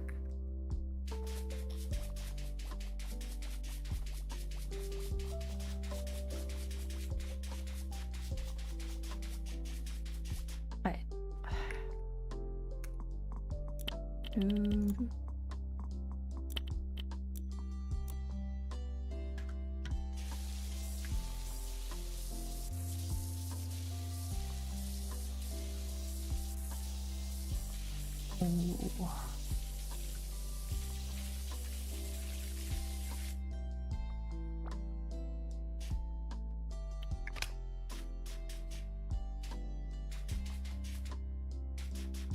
Bruh.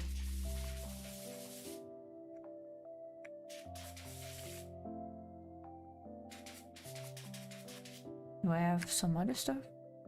Oh, it's empty. Yeah. Metal. Oh, wow. It immediately cleaned it. Bro, what the We accidentally used the multi-purpose. Oh no.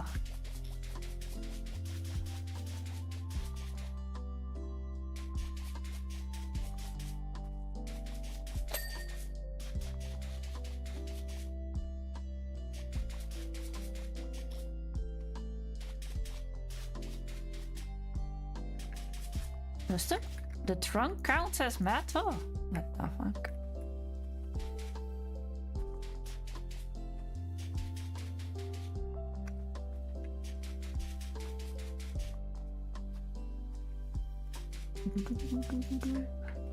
I hope you don't charge by the hour.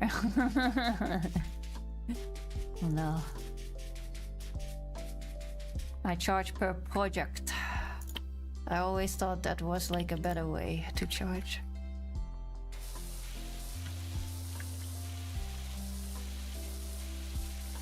Oh.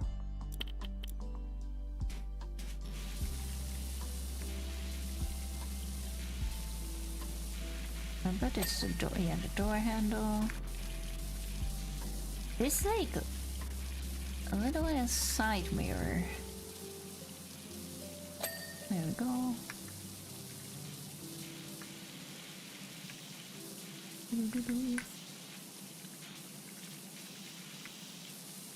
Oh.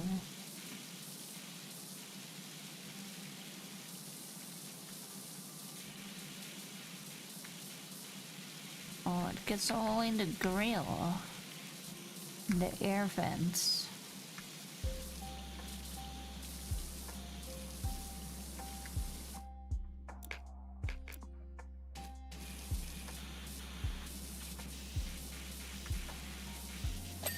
There we go.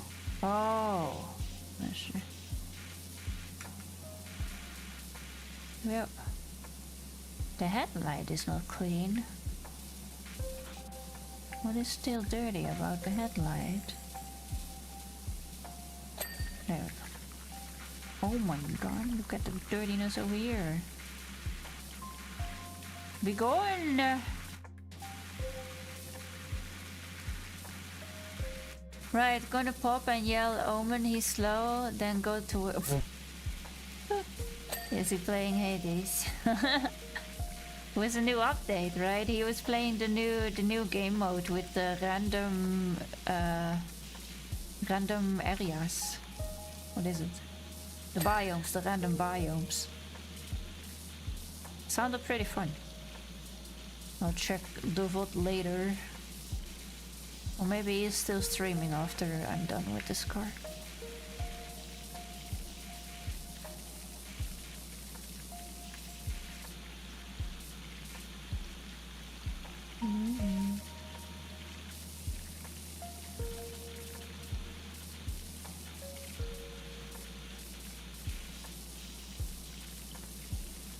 I didn't see that they were doing bingo stuff. Bingo? Alright. Oh wait, do we have a dedicated bingo app now? or like a website for it. I don't pay attention to the Discord. No, I left the Discord. Or I mean, like, if you mean the Hades Discord, but.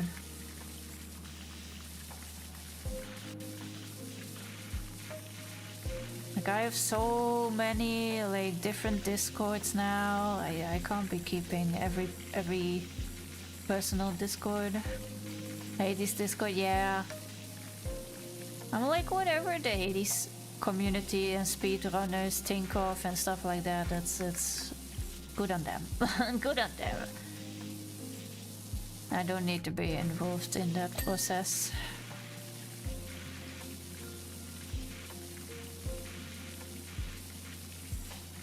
I was in there for a bit on like the coding and stuff like that, but you know, everyone is a bit on their own island over there. I'm kind of done with Hades. Yeah, that's what I felt after like a few weeks as well.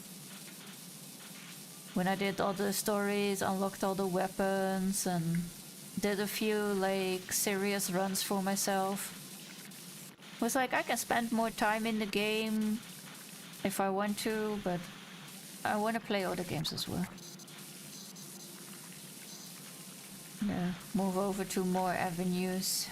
I mean, still a good game, don't get me wrong, and absolutely I had been a chokehold for multiple weeks, so...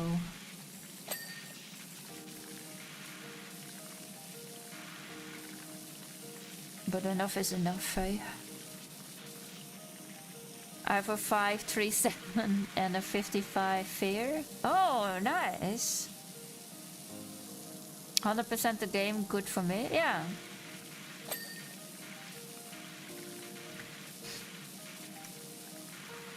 It's whatever you want out of the game, right?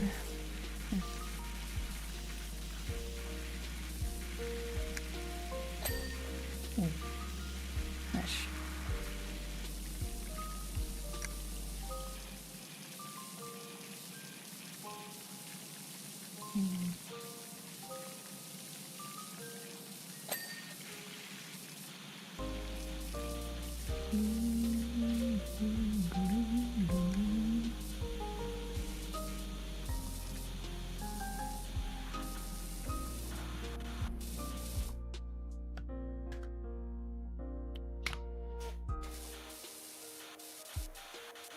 Oh.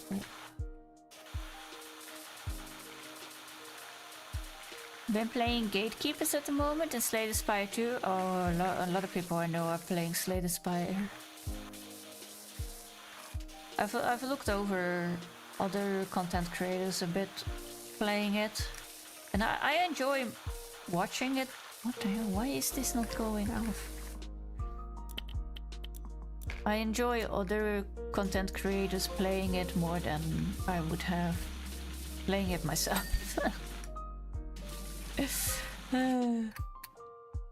Oh, the back is still. The back is still. There we go. Tiny window. 99% of the trunk, bro. Where? Where? Oh, here? You think, oh, I do the small canopy hinges, door handles, and headlight. Oh, this is the hinge. Which door handle? This one? No. I had like 300 hours in the first one in 3 months. Oh my god. Okay, and the headlight. Which headlight though? This is a wing mirror. Headlight. Headlight. Which headlight? Oh, this one. Alright. Oh, we did it! Headlight the front, bro. Yeah, I'm sorry.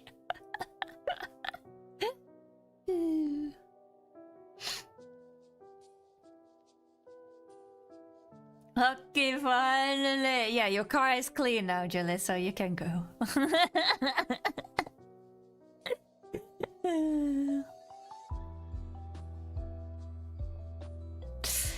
Yes, yes, yes. There'll be 6 fucking grand. No, no, it's 200. 200. Suggest a name for my Wi-Fi. What? Why? Just name it something you know.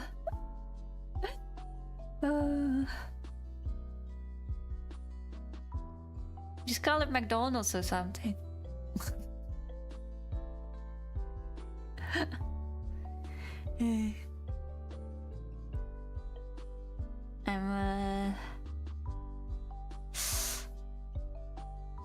College Alyssa. Oh god, don't. Then it will constantly be disconnected.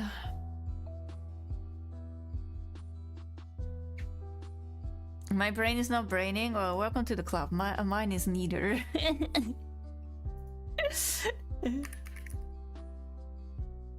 What the hell? Am I wrong though? Am I wrong though? I appreciate any moment you pop into my chat, Jalissa. I do miss you sometimes. And I will not repeat myself.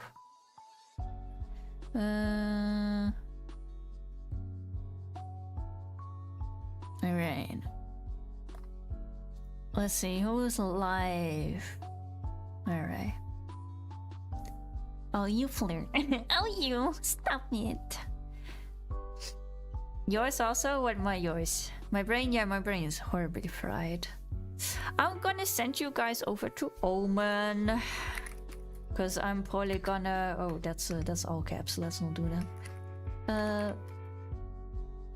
Because I'm probably gonna hang out there as well. I'm gonna get some dinner. And yeah, sorry for the shortest stream today, everyone, but I'm really tired. I'm really tired. So I'm just gonna keep it short for today. Keep it short and simple, and yeah. And we'll be back tomorrow again. Hopefully better sleep and maybe more Santa stories. We'll see. I see you all tomorrow, and wherever you are, have a good afternoon, midday, night, evening, morning, and yeah. Bye bye, and yeah, it's the end for today. Bye bye.